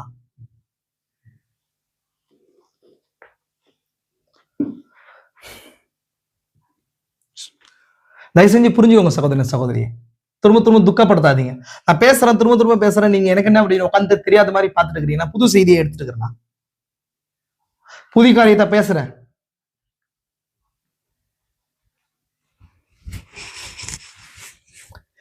பாருங்க, தயவு செஞ்சு குறையா எடுத்துக்காதீங்க. விஷயத்த உணருங்க. சொல்ற விஷயத்துக்கு ரிப்ளை பண்ண பழகுங்க. பேசுற விஷயத்துக்கு ரிப்ளை பண்ண பழகுங்க. பரிசுத்த ஆவி பழைய ஏற்பாட்டில் விருத்த சேதனத்தின் மூலம் அடையாளப்படுத்தப்பட்டது. விருத்த சேதனம் பண்ணப்பட்ட ஒவ்வொரு யூதனும் அபிரகாமின் வாக்குத்தத்தில் பங்குள்ளவன் ஆன ஒரு யூதன் என்பதற்கு அடையாளமா இருக்கு. தேவன் அபிரகாமுக்கு ஒரு வாக்குத்தத்தை கொடுத்தாரு. அந்த வாக்குத்தத்தம் விருத்த சேதனம் கிடையாது. விருத்த சேதனம் தான் வாக்குத்தத்துக்கு அடையாளம். இந்த விருத்த சேதனம் வாக்குத்தத்துக்கு அடையாளம். புதிய ஏற்பாட்டுல இந்த வாக்குத்தத்தமும் பரிசுத்த ஆவியும் இருக்குது, அது வேற. பழைய ஏற்பாட்டை பொறுத்த வரைக்கும் தேவன் உனக்கு ஒரு சந்ததியை கொடுப்பேன், அந்த சந்ததி மூலமா இந்த பூமி வம்சங்கள் ஆசீர்வதிக்கப்படும், இந்த தேசத்தை உனக்கு கொடுப்பேன்றது வாக்குத்தத்தம். அந்த வாக்குத்தத்தோட நிறைவேறுதல் தான் மோசே மூலமா கூட நிறைவேற்றுறார். இப்ப யாருக்கெல்லாம் தேசம் இருக்க போகுதுன்றதுக்கு அடையாளம் தான் அந்த விருத்த சேதனம். புரிஞ்சா உங்களுக்கு? இது வரைக்கும் புரிஞ்சா உங்களுக்கு? இப்ப அதுதான் சொல்றேன், அவன் அபிரகாமின் வாக்குத்தத்தத்தில் பங்குள்ளவன் ஆன ஒரு யூதன் என்பதற்கு அத்தாட்சியே அந்த விருத்த சேதனம் தான். நான் அங்கிருந்து வரேன். அதுக்கப்புறம் தேவன் விசுவாசத்தின் அடையாளமாக தேவன் அவனுக்கு ஒரு அடையாளத்தை கொடுத்தார். அதாவது அபிரகாமுக்கு ஒரு அடையாளத்தை கொடுத்தார். அதுதான் விருத்த சேதனமாக இருந்தது. விருத்த சேதனம் பெற்ற ஒவ்வொரு நபரும் அபிரகாமின் உடன்படிக்கையில் பங்குள்ளவர்கள் ஆவார்கள். அபிரகாம தேவன் எப்படி அங்கீகரிச்சார் அப்படின்னு சொன்னா, நீ விசுவாசிக்கிற அபிரகாமே அப்படின்னு எப்படி அங்கீகரிச்சா? அந்த விசுவாசம் எப்படி வெளிப்படுச்சுன்னா, அவன விருத்த சேதனத்தின் மூலம் வெளிப்படுச்சு. நீ உன்னோட விசுவாசம் எப்படி வெளிப்படும்? எப்படி வெளிப்படும்? அப்ப அந்த தேவன் அடையாளத்தை கொடுத்தாருல, இந்த அடையாளத்தின் மூலமா உனக்கு நான் ஒரு வாக்குத்தத்தத்தை கொடுத்தேன், இந்த தேசம் உனக்கு தான் சொல்லி, இந்த அடையாளத்தை நீ உனக்குள்ள நான் கொடுத்தேன் இல்லையா, இதுதான் வந்து என்ன வருதுன்னு சொன்னா ஃபோர் டேஸ்டா இருக்குது. ஃபோர் டேஸ்ட்னா முன் ருசியா இருக்குது. புரியுதா உங்களுக்கு? முன் ருசினா என்ன?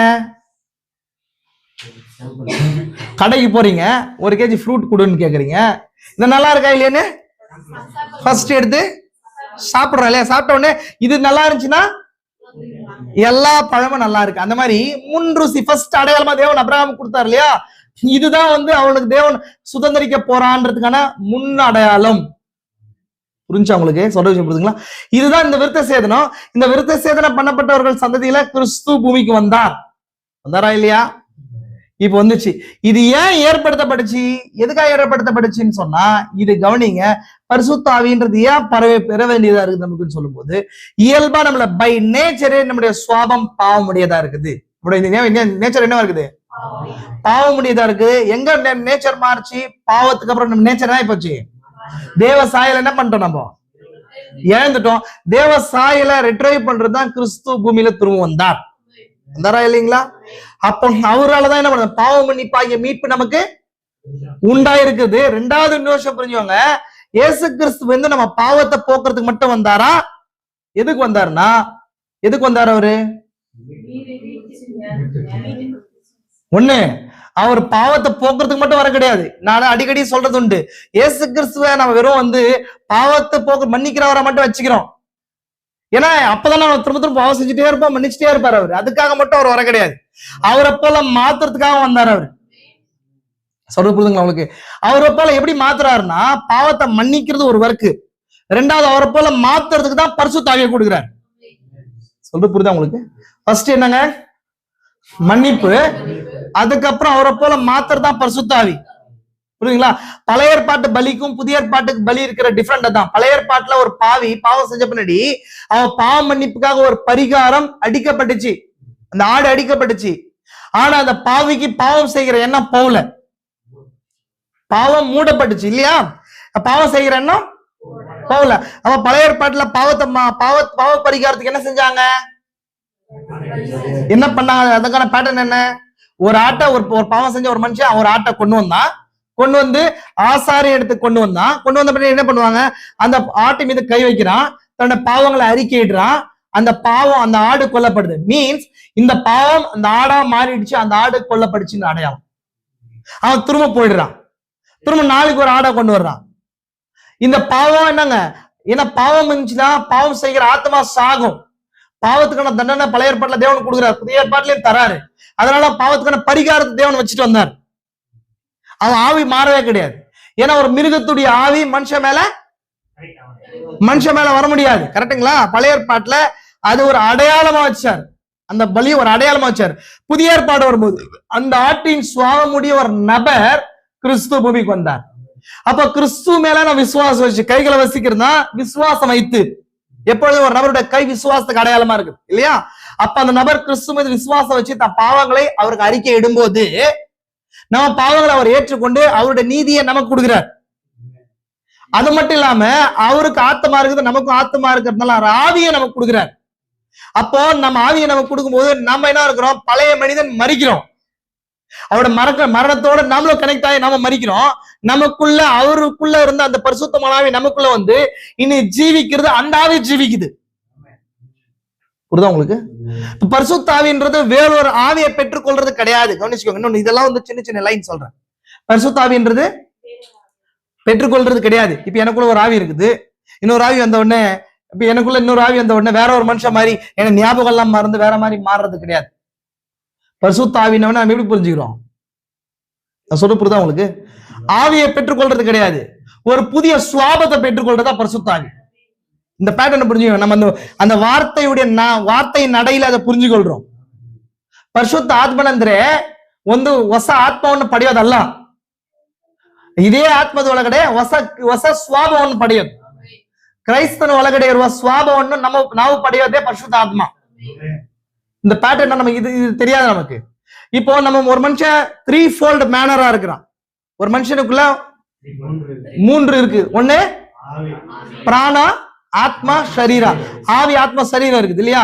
இப்ப பரிசுத்த ஆவி, என் ஆவி இருக்குன்னா எனக்கு ஒரு ஆவி இருக்குது, இன்னொரு ஆவியை கொடுக்குறாரு அவர். 2 ஆவி வருதா?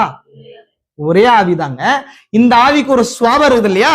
அந்த சுவாபம் மறிக்குது, வேற அவருக்குள்ள இருக்கிற சுவாபம் நமக்குள்ள வருது. அதான் பரிசுத்த ஆவி. இந்த பேட்டர்னை புரிஞ்சுக்கோங்க நல்லா. நம்ம பெற்றுக்கொள்வதுன்றதுக்கெல்லாம் போகல, அது என்னன்றதை பார்த்தாதான் அடுத்த நெக்ஸ்ட் நம்ம சபை காலத்துக்குள்ள போக முடியும். ஆமே, புரிஞ்சா உங்களுக்கு?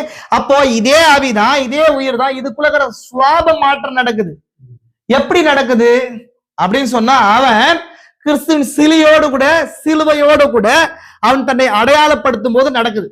அதை விசுவாசிக்கும் போது நடக்குது. அபிரகாமுக்கு விருத்த சேதன அடையாளம் எப்ப கொடுக்கப்பட்டுச்சு? எப்ப கொடுக்கப்பட்டுச்சு? அவன் விசுவாசித்த பிறகு கொடுக்கப்பட்டுச்சு. எப்படி கொடுக்கப்பட்டுச்சு? விசுவாசித்த பிறகு அவன் விசுவாசத்தின் அடையாளமாக. இப்ப நீங்க விசுவாசிக்கிறீங்களா இல்லையான்னு எனக்கு எப்படி தெரியும்? கிரியைதான் இல்லைங்களா? அப்ப தேவனோட விசுவாசத்தை அங்கீகரித்தாரா இல்லையான்றது எப்படி தெரியும்?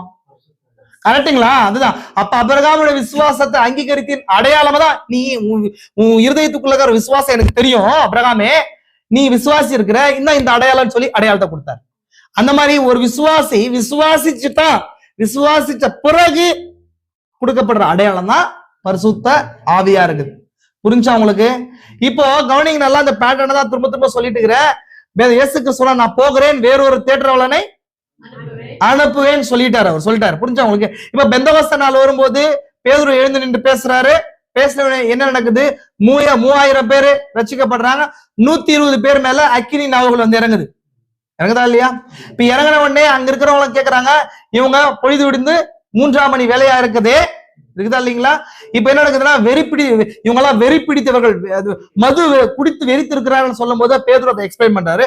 யோவேல் 2ஆம் அதிகாரத்துல சொல்லப்பட்டதின்படி கடைசி நாட்களில் மாம்சமான யாவர் மேலும் மீன்ஸ் ஆவியை கொடுக்கிறாருன்னு அர்த்தமா? நான் திரும்ப சொல்றேன். கடைசி மாம்சமான யாவர் மேலும் என் சுவாபத்தை ஊற்றுவேன். சுவாபம் தான் என்னவா இருக்குதுன்னா சாயலை உண்டு பண்ணுது. நான் சொல்றது உங்களுக்கு. அப்போ இந்த சாயல் தான் வந்து என்னவா இருக்குதுன்னா, ஏதேன்ல ஆதாம் இழந்து போன தேவ சாயல்.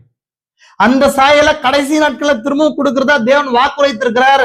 அதுதான்ப்பா இது யோவேல் நாள் சொல்லப்படுதுன்னு சொல்லி பேதுரு அவங்களுக்கு சொல்றாரு. இதுதான் உங்களுக்கு. அவங்க மது வெறியினால இருக்கிறான் அப்படின்னு சொல்லும் போது பேதுரு யோவேல் 2ஆம் அதிகாரத்தை எடுத்து இது கடைசி நாளா இருக்குதுன்றார். எப்போ கடைசி நாள்ன்றாரு? எதோ கடைசி நாள்ன்றாரு? இத கடைசி நாள்ன்றார். இது போனபடி 2000 வருஷம் ஆகி போச்சு. எப்படி அது கடைசி நாளா இருக்கும்? உங்களதான் கேட்கிறேன். படிக்கிறீங்களா? காலம் நிறைவேறின போது கலாத்தியர் சொல்றது, ஸ்திரீனிடத்தில் பிறந்தவரும் நியாயப்பிரமாணத்துக்கு கீழானவருமான நம்முடைய குமாரனை அவர் அனுப்பினார். ரோமர்ல சொல்லுதா இல்லையா? அப்போ காலம் நிறைவேறுதல், கால நிறைவேற்றம். நான் சொல்றேன், டிஸ்பென்சேஷனல் ட்ரூத் நான் எக்ஸ்பிளைன் பண்ணும்போது உங்களுக்கு புரியும். யுக சத்தியம் கேள்விப்பட்டிருக்கீங்களா? யுக சத்தியம். ஒரு காலத்துக்கு ஒரு சத்தியத்தை தேவன் வச்சிருக்கிறார். எல்லா காலத்திலயும் ஒரே மாதிரி தேவன் என்ன பண்றது இல்லைங்க, வைக்கல. ஒரு காலத்துக்கு ஒரு செய்தியாளர் அனுப்புறாரு, ஒரு குறிப்பிட்ட காலத்துக்கு ஒரு சத்தியத்தை வச்சிருக்காரு. அதான் டிஸ்பென்சேஷனல் ட்ரூத்னு சொல்லுவாங்க. நோவா காலத்துக்கு ஒரு செய்தி, அபிரகாம் காலத்துக்கு வரும்போது ஒரு செய்தி, மோசே காலம் வரும்போது ஒரு செய்தி இல்லைங்களா, ஜோஷுவா வரும்போது ஒரு செய்தி, அப்ப பழைய ஏற்பாட்டுல தாவீது வரும்போது செய்தி, அதே மாதிரி புதிய ஏற்பாடு இயேசு கிறிஸ்து வரும்போது செய்தி. இதான் டிஸ்பென்சேஷனல் ட்ரூத், சத்தியம். புரிஞ்சா இல்லைங்களா? அப்ப அது மாதிரி காலம் நிறைவேறின போதுன்னு சொன்னா நம்ம டோட்டலா கடைசி காலத்துல போய் பேச கிடையாது. நியாய பிரமாண காலம் நிறைவேறும் போது அது கடைசி காலம், யூதர்களுக்கானது கடைசி காலம். அது புரிஞ்சா இல்லைங்களா? நான் சொல்ல புரியுதா உங்களுக்கு? கடைசி காலத்துல மாம்சமான யாவர் மேலும் ஆவியை ஊற்றுவேன்ற வார்த்தை பெந்தகோஸ்தே நாள்ல எப்படி நிறைவேறுச்சுன்னா, பெந்தகோஸ்தே காலம் நியாய பிரமாணத்துக்கான கடைசி காலம், இந்த காலம் சபை காலத்துக்கான கடைசி காலம். புரிஞ்சு எத்தனை பேர் புரிஞ்சுது? இப்ப இந்த விஷயத்தை தான் பேதுரு சொல்றாரு. என்ன சொல்றாரு? கடைசி நாட்கள்ல மாம்சமான யாவர் மேலும் ஆவியை ஊற்றுவேன்னு சொன்னார் இல்லையா, அந்த வார்த்தை இங்க நிறைவேறுச்சுன்னு சொன்னார். சொல்றாரா இல்லைங்களா? இப்போ இது திரும்பவும் இந்த கடைசி நாட்களே நிறைவேறுது. எந்த கடைசி நாட்கள்ல? இந்த புறஜாதி யுகத்தின் முடிவிலும் அது நிறைவேறுது. யோவேல் 2ஆம் அதிகாரத்துல நம்ம பாத்துருவோம். யோவேல் 2ஆம் அதிகாரம் எது? திருமலித்தல். யோவேல் 1ஆம் அதிகாரம் எதை குறிச்சு பேசுது? யோவேல் 3 ஐயோக்களை குறிச்சு பேசுது. 3 எக்காலங்களை குறிச்சு பேசுது. 5வது எக்காலம், 6வது எக்காலம், 7வது எக்காலம் சொன்னா ஞாபகம் இருக்கா? 5வது எக்காலம் எது? முதலாம் உலக யுத்தம். 6வது உலக எக்காலம் எது? 7வது எக்காலம் எது?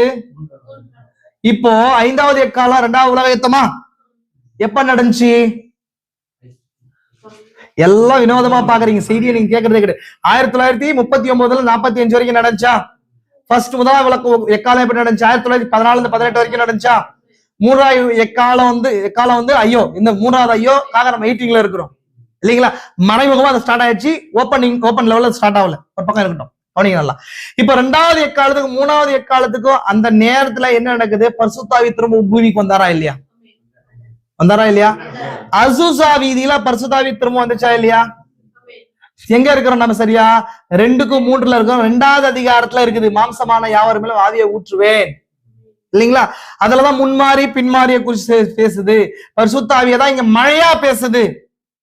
பரிசுத்தாவியதான் மழையா சொல்லப்படுது. முன்மாறி பின்மாறியா சொல்லப்படுதா இல்லையா? புரிஞ்சா இல்லைங்களா இது வரைக்கும்?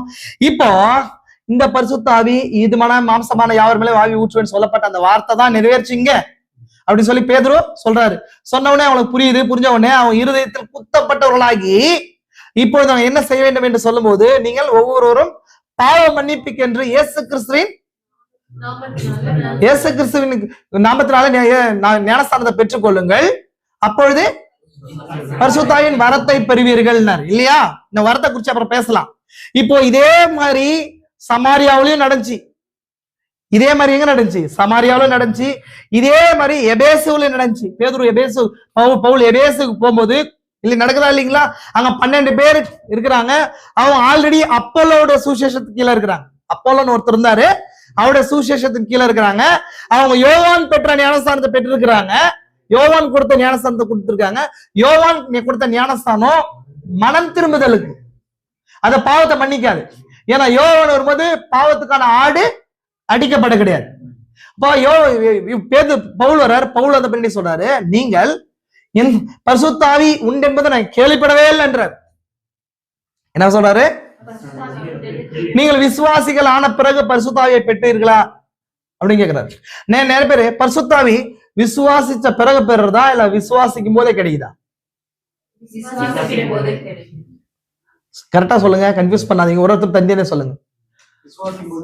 விசுவாசிக்கும் போதே கிடைக்குது. அப்புறம் வேற விசுவாசத்த பிறகு கிடைக்குது. அப்புறம் விசுவாசிக்கும் போதே கிடைக்குது. அப்புறம் விசுவாசத்த பிறகு கிடைக்குது. அப்புறம் எதுக்கு பிரதர் அப்படி உட்காந்து இருக்கிறீங்களா? சொல்லுங்களேன், உங்க ஸ்டேட்மெண்ட் என்ன? நீங்க என்ன நினைக்கிறீங்க அதை குறிச்சு சொல்லுங்களேன். உங்களுக்குள்ள பரிசுத்தாவி இருக்குதா? எப்ப பெற்றுக்கொண்டீங்க? விசுவாசத்தோதே பெற்றுக்கொண்டா, விசுவாசத்த பிறகு பெற்றுக்கொண்டீங்களா? விசுவாசிக்கும் போதே விசுவாசத்த பிறகு, விசுவாசத்த பிறகு. அப்புறம் நசரஸ் உண்டு என்ன ஸ்டேட்மெண்ட்? எதுக்கு பிரதர்? விசுவாசத்த அப்புறம் உங்ககிட்ட தான் கேட்கிறேன், சொல்லுங்க. எல்லாரும் சொல்லிடணும். விசுவாசத்த பிறகு, அப்புறம் விசுவாசத்த பிறகு. என்ன மெஜாரிட்டியும் எல்லாம் ஈக்குவலா வருது. அப்புறம் ஃபேமிலியே சொல்லுது விசுவாசத்த பிறகுன்னு சொல்லிட்டு. அப்புறம் அவங்க ஃபேமிலியில 4 பேரும் அப்படியே சொல்லிட்டாங்க. அப்புறம் வேற சொல்லுங்க. விசுவாசிக்கும் போது. வேற யார் பெண்டிங்க? எல்லாம் சொல்லியாச்சா? இதுக்கான ஆன்சர் என்ன? விசுவாசித்த பிறகு. மேபி அதுல சின்ன சேஞ்ச் இது சொல்றேன் என்னன்னு சொல்லிட்டு, நீங்க விசுவாசித்த பின்னாடி அந்த விசுவாசத்தை தேவன் அங்கீகரிச்சு கொடுக்கறதா பரிசுத்தாவி. விசுவாசித்து கொண்டிருக்கும் போதே இல்ல. புரியுதா உங்களுக்கு? அபிரகாமுக்கு அந்த அடையாளம் எப்ப கொடுக்கப்பட்டுச்சு? விசுவாசத்தை பின்னாடி அந்த விசுவாசத்தை தேவன் பார்த்து கொடுத்தார். அதே போல ஒரு விசுவாசியும் ஒரு சத்திய வசனத்தை கேட்டு விசுவாசிச்சிருவான் உள்ள. விசுவாச நீதிமானாக்கப்படுதல் அந்த ரேஞ்சுக்கு வரும்போது தான் தேவன் பரிசுத்த ஆவியான அடையாளத்தை கொடுப்பார். நீங்க அங்க படிங்க, நீங்க அதான் வசந்த கரெக்டா தெளிவா படிச்சாங்க, ஆன்சர் இருக்கும். 19ஆம் அதிகாரத்துல படிங்க. நீங்கள் நீங்க என்ன பண்ணுங்க, நீங்க சத்தியவசனத்தை கேட்டு விசுவாசிகள் ஆன போதுன்னு இருக்கும். தமிழ்ல தப்பா இருக்கு, இங்கிலீஷ்ல விசுவாசித்த பிறகு தீர்க்கதரிசி அதை எக்ஸ்பிளைன் பண்ணுவார் டீப்பா. ஏன்னா விசுவாசித்த பிறகு விசுவாசத்துக்கு அங்கீகாரமா தான் பரிசுத்த ஆவி வருது. நீங்க பெற்ற விசுவாசம் தான் உங்களுக்கான சுவாபமா மாறுது. கரெக்டுங்களா? உங்களுக்கு நீங்க எந்த வார்த்தையை விசுவாசிக்கிறோம் அந்த வார்த்தை தான் உங்களுக்குள்ள மாறுது. அதான் பரிசுத்த ஆவி. உங்களுக்கு அந்த சுவாபமா மாறல. இன்னும் என்ன உங்க சுவாபமா மாறல, பரிசுத்த ஆவி பெற்றுக்கொள்ளன்னு அர்த்தம். பரிசுத்த ஆவி பெற்றுக்கொள்ளல அப்படின்னு அர்த்தம். அப்படின்னா என்ன அர்த்தம்? விசுவாசிக்கவே இல்லை. புரிஞ்சா? விசுவாசிக்கவே இல்லை. நீங்க சொல்றீங்க தவிர இன்னும் என்ன இல்லைங்க. ஏன் தேவன் அங்கீகரிக்கவே இல்லை? அங்கீகரித்துக்கு அடையாளமா தானே பரிசுத்த ஆவியே இருக்கு. புரிஞ்சா? அது எப்படி பெற்றுக்கொள்றதுலாம் நம்ம பேசவே இல்லை. நான் இந்த சபை காலத்தை கனெக்ட் பண்றதுக்காக பேசிட்டு இருக்கிறேன், இந்த விஷயத்த பேசிட்டு இருக்கிறேன். புரிஞ்சுக்கலாம் உங்களுக்கு? சரி, இப்போ இந்த பரிசுத்த ஆவின்றது இப்படி இந்த நீச்சல போயிட்டு இருக்கு. ஒரு சின்ன லைன் மட்டும் காட்டுறேன். இந்த பரிசுத்த ஆவி நான் பார்த்தேன் வெவ்வேறு நிலைகள்ல பேசணும். அவர் ஒரு தேற்றரவாளன் பேசணும். ஏன் தேற்றரவாளன்? நம்ம ஃபர்ஸ்ட் பேசணும். பரிசுத்த ஆவின்றது என்னவா இருக்குது? விருத்த சேதன அடையாளமா இருக்குது. பரிசுத்த ஆவி அடையாளமா இருக்குது. அடையாளம் என்ன அர்த்தம்? அடையாளம் என்ன அர்த்தம்? Sign post. கரெக்டா? சைன் போஸ்ட் அப்படின்னா இது இந்த ஊருக்கு போய் சேருதுன்னு சொல்றது. அதான் சைன் போஸ்ட். பரிசுத்த ஆவி உங்க மேல விழும்போது இது கண்டிப்பா எங்க போய் சேர போகுது? நித்தியத்துக்கு போகுதுன்றது அடையாளம். இது ஒண்ணு இல்லைங்களா? பரிசுத்த ஆவி முத்திரையா இருக்குதான். நான் ரொம்ப நேரம் படிச்சு வச்சா டைம் ஆயிடும், ஃபாஸ்டா சொல்லிடுறேன். பரிசுத்த ஆவி என்ன இருக்குதான்? முத்திரைன்னா என்ன அர்த்தம்? பரிசுத்த ஆவி தேவன் அங்கீகரிச்சிட்டார் அப்படின்னு சொல்லிட்டு அது மேல போடுற சீல், அது பாதுகாப்பை குறிக்கும். தீர்க்கதரிசி பரிசுத்த ஆவி மெசேஜ் படிச்சீங்களா? அதுல என்ன சொல்றாரு? ட்ரெயின் போகும்போது ட்ரெயின் போகீஸ்ல ஏத்துற கூட்ஸ குறிச்சு பேசுவார். அதுல உள்ள பொருட்கள் எல்லாம் சேஃபா உள்ள லோட் ஆன பின்னாடி மேல என்ன போடுவாங்க சொன்னாரு? சீல். எதை குறிக்குன்னு சொன்னா பாதுகாப்பை குறிக்கும். போய் சேர்ந்துடும். இனிமேல் அது திறக்க வேண்டிய அவசியம் இல்லைன்னு சொல்றாரு இல்லையா? அப்போ இது பரிசுத்த ஆவி இரண்டாவது என்னவா இருக்குது? முத்திரையா இருக்குது. முத்திரை இனிமேல் பாதுகாக்கப்பட்டது. கரெக்டுங்களா உங்களுக்கு? அதனாலதான் வசனம் சொல்லுது, 4:30 சொல்லுது, எபேசியர் 4:30 சொல்லுது, நீங்கள் மீட்கப்படும் நாளுக்கென்று முத்திரையாக பெற்ற பரிசுத்த ஆவியை துக்கப்படுத்தாதிருங்கள். மீட்கப்படும் நாள்ன்றது மீட்பு எங்க இருக்குது? நமக்கு நம்ம 2 வகையான மீட்பு இருக்கு. மீட்புல 2 பாகம் இருக்குது. ஒண்ணு மனுஷனா ஆத்ம மீட்பு, 2வது சரீர மீட்பு. ஆத்ம மீட்பு தான் பரிசுத்த ஆவியோட இனிஷியல் ஸ்டேஜ், நம்ம சுவாபம் மாறுறது. நம்முடைய சரீர மீட்பு தான் எடுத்துக்கொள்ளப்படுதல், பாடி சேஞ்சிங்கா இருக்குது. அதுதான் மீட்கப்படும் நாள். அப்ப நம்மளுடைய தியாபினிய பெற்றுக்கொள்ற இடம் தான் மீட்கப்படும் நாள். ஒருத்தருக்கும் மீட்படும் நாள். அந்த நாள் வரைக்கும் முத்திரையாக பெற்ற பரிசுத்த ஆவி இல்லைங்களா? அப்போ ஒரு மனுஷன் பரிசுத்த ஆவியின் போது மறுபிறப்பின் அனுபவமா இருக்குது. கரெக்டுங்களா? நான் எத்தனையோ முறை சொல்லிட்டேன். New birth experience is the holy ghost. பரிசுத்த ஆவி புதிய பிறப்பின் அனுபவம் தான் பரிசுத்த ஆவி. ஏன் எப்படி அப்படின்னா, ஒருவன் கிறிஸ்துவுக்குள்ள இருந்தால் புது சிருஷ்டி ஆகிறான். பழையவர்கள் ஒழிந்து புது சிருஷ்டிப்பு அவனுக்குள்ள உதயமாகுது. அவன் அவனை சிலுவையில மறிச்சுட்டு அவருக்குள்ள ஆவியை பெற்றுக்கொள்ளும் போது அவன் என்ன வரான்? புது பிறப்ப வர்றான். அவனுக்குள்ள கிறிஸ்து வாழ்றார். அதான் பரிசுத்த ஆவியா இருக்கு. புரிஞ்சா உங்களுக்கு? அப்போ இங்க புதிய பிறப்பின் அனுபவம்ன்றது தீர்க்கதரிசி இப்படி ஒரு வார்த்தை சொல்றார். தனிப்பட்ட நபர் பெறும் இயேசு கிறிஸ்துவை பற்றிய வெளிப்பாடே புதிய பிறப்பின் அனுபவமா இருக்குதான். முக்கியமான பாயிண்ட். இயேசு கிறிஸ்துவை பற்றிய தனிப்பட்ட நபர். திரும்ப அந்த வார்த்தையை சொல்றேன். இந்த சபையா நாங்க எல்லாம் விசுவாசிக்கிறோம். எங்க வீடெல்லாம் என்கிட்ட மெசேஜ் பிரதர். எங்க அப்பா 4 தலைமுறையே என்கிட்ட மெசேஜ்ல இருக்கிறாரு. எங்க வீட்டுல எல்லா புக் இருக்குது கிடையாது.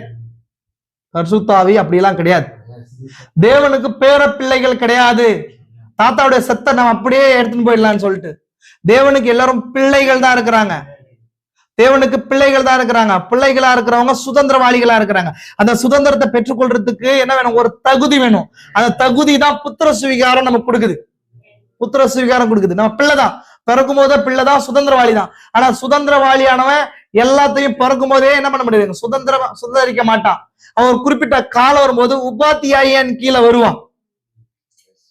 அவன் எல்லாத்தையும் நான் புத்திர சுவீகார செய்தி எடுக்கிறேன்.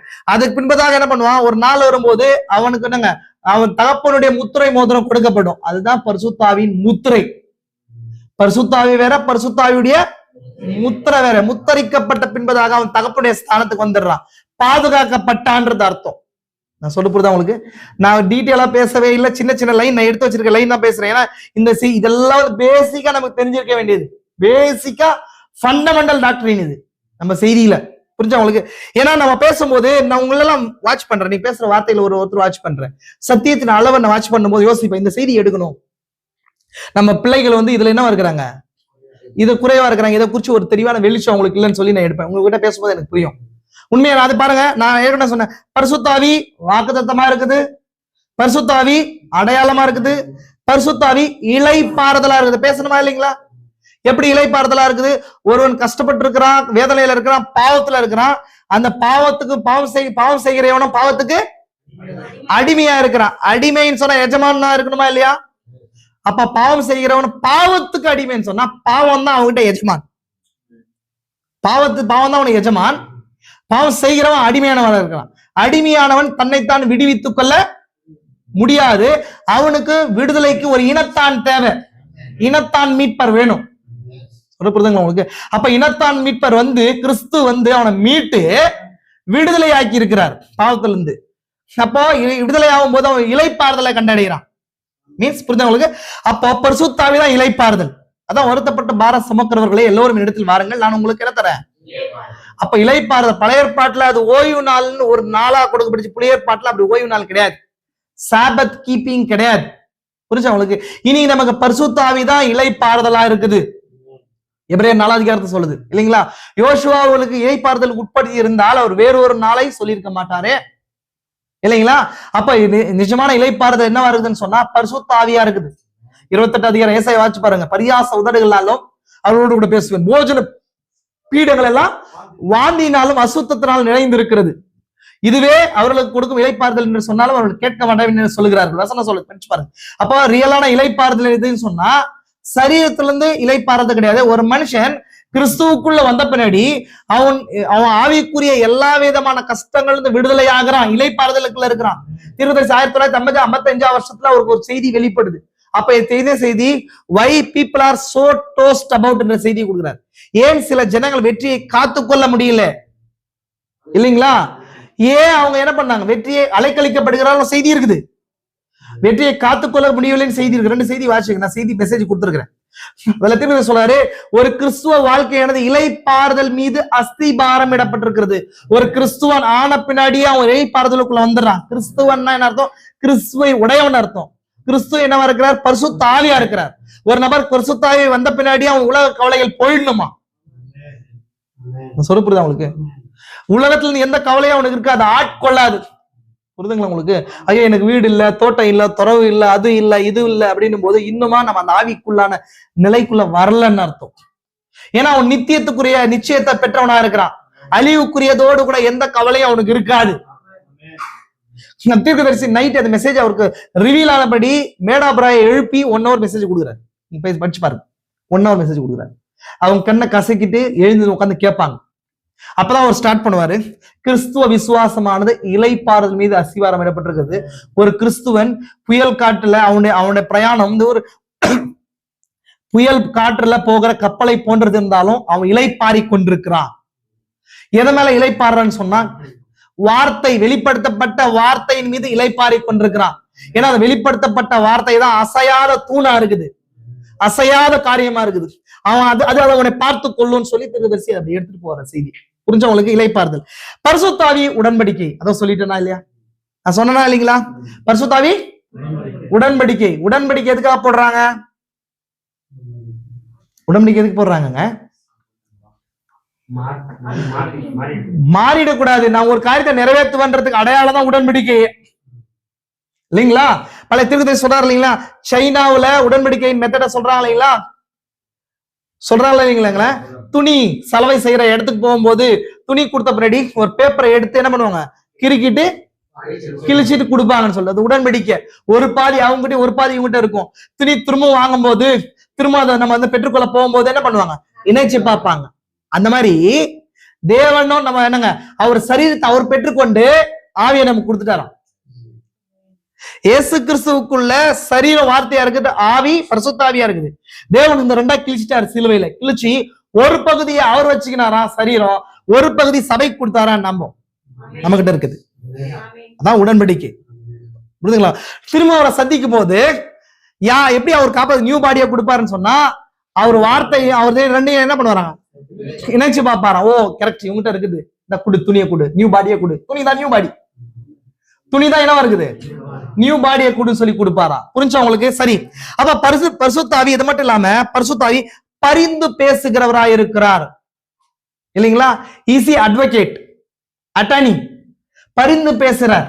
நம்ம பரிசுத்தாவி சில நேரங்களை பெற்றுக்கொண்ட பின்னாடுமே மாம்ச பலவீனத்தினால இன்னும் வார்த்தையில் இல்லாத ஒரு சில கிரியைகளை நடப்பிக்கும் போது பரிசுத்தாவி நமக்குள்ள கவலை கொள்ள செய்து, ஒரு விஷயம் சொல்லட்டுமா, எதுக்கு வாமிட் வருது என்னங்க, உடம்பு எதுக்கு? இன்னொரு விஷயத்த சொல்றேன், எதுக்கு பிரெக்னன்ட் லேடிஸ் வாமிட் எடுக்கிறாங்க? எதுக்கு எடுக்கிறாங்க? உள்ள ஏதோ ஒண்ணு உருவாயிட்டு என்ன பண்ணுது, இது வேணான்னு சொல்லி தள்ளுது. உள்ள வேற ஏதோ ஒண்ணு இன்செர்ட் ஆயிருக்குது. அதுக்கு வந்து என்னங்க, பிடிக்காத காரியமா அது இருக்குது. இந்த சரீரத்துக்கு உள்ள இருக்கிறதுக்கு பிடிக்காத காரியம் தான் சரியான வேமிட் மூலம் என்ன பண்ணுதுங்க, ஒமிட் பண்ணி வெளியே தள்ளுது. நான் சொல்றது புரியுதா உங்களுக்கு? உள்ள இருந்து என்ன பண்ணுதுங்க, வெளியே தள்ளுது. அப்போ ஒரு கிறிஸ்துவன் மட்டும் தான் என்ன பண்ண முடியும் சொன்னா, பாவத்தை குறிச்சு தானே மனஸ்தாபப்பட முடியும். வேற யாரும் மனஸ்தாபப்பட மாட்டாங்க. பரிசுத்தாய் உள்ள என்ன பண்ணுவார் தெரியுமா, நம்மளுக்கு மனஸ்தாபத்தை ஏற்படுத்துவார் உள்ள. புரியுதா உங்களுக்கு? ஒரு சிலர் அவங்க தப்புக்கு ஃபீலே பண்ண மாட்டாங்க. பாத்திருக்கீங்களா? இது வேற பாத்திருக்கீங்களா? தப்புக்கு ஃபீலே பண்ண மாட்டாங்க. பரிசுத்தாவி நமக்குள்ள இருந்துச்சுன்னு சொன்னா அவர் செய்யறது என்ன தெரியுமா, நம்ம உள்ள ஒரு காரியத்தை உள்ள போடுறோம், பாவமான விஷயத்த உள்ள என்ன பண்ற எடுத்து உள்ள போடும் போது உள்ள அவர் என்ன பண்ணுவாரு, இது ஒவ்வாதுரா அவனுக்கு அப்படி சொல்லி நம்மள என்ன பண்ணுவாரு, பலவீனவனை செய்வார். பலவீனவனை செய்து அதை வெளியே தள்ளுவார். புரியுதா உங்களுக்கு?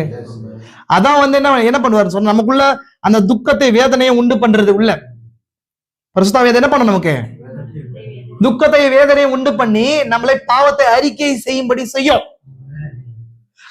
எனக்கு எல்லாம் நான் உள்ள ஏத்துக்கிறேன் அப்படின்னா எனக்குள்ள என்ன இல்லைங்க, இல்ல ஒர்க் பண்ணல, நான் கூலா இருக்கிறேன், எதை குறிச்சும் என்னுடைய ஆத்மா கவலை கொள்றதே இல்ல. உலகம் வந்து உலகத்துல இருக்கிற எல்லாமே என்னால எடுத்துக்க முடியுது, சாப்பிட முடியுது. நான் புறாவா இருக்கிறேன்னா புறா அப்படி இருக்காது. புறா தானியத்தை மட்டும் சாப்பிடும்.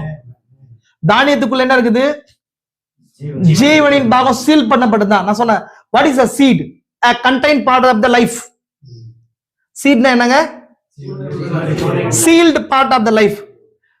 ஜீவனை முத்தரிக்கப்பட்ட பகுதி இல்லையா? அதுதான் எது சாப்பிடும், புறா சாப்பிடும் இல்லைங்களா? அப்ப புறாவுக்குள்ள புறாவா இருந்தா கண்டிப்பா புறா திருத்த சொல்றார், அது பிச்சு இல்லைன்றார். பிச்சு இல்ல.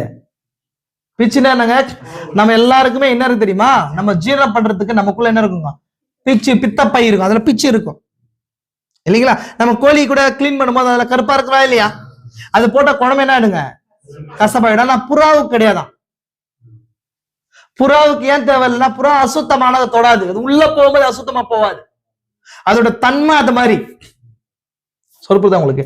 அந்த மாதிரி ஒரு கிறிஸ்துவனுக்குள்ள பரிசுத்தாய் உள்ள இருந்தாருன்னு சொன்னா என்ன பண்ணுவார், அவனுக்குள்ள அவன் செய்கிற காரியங்களை, சரீரத்துல செய்கிற காரியங்களை குறிச்சு அதிகமான வேதனையை கவலை கொள்ள செய்வான்.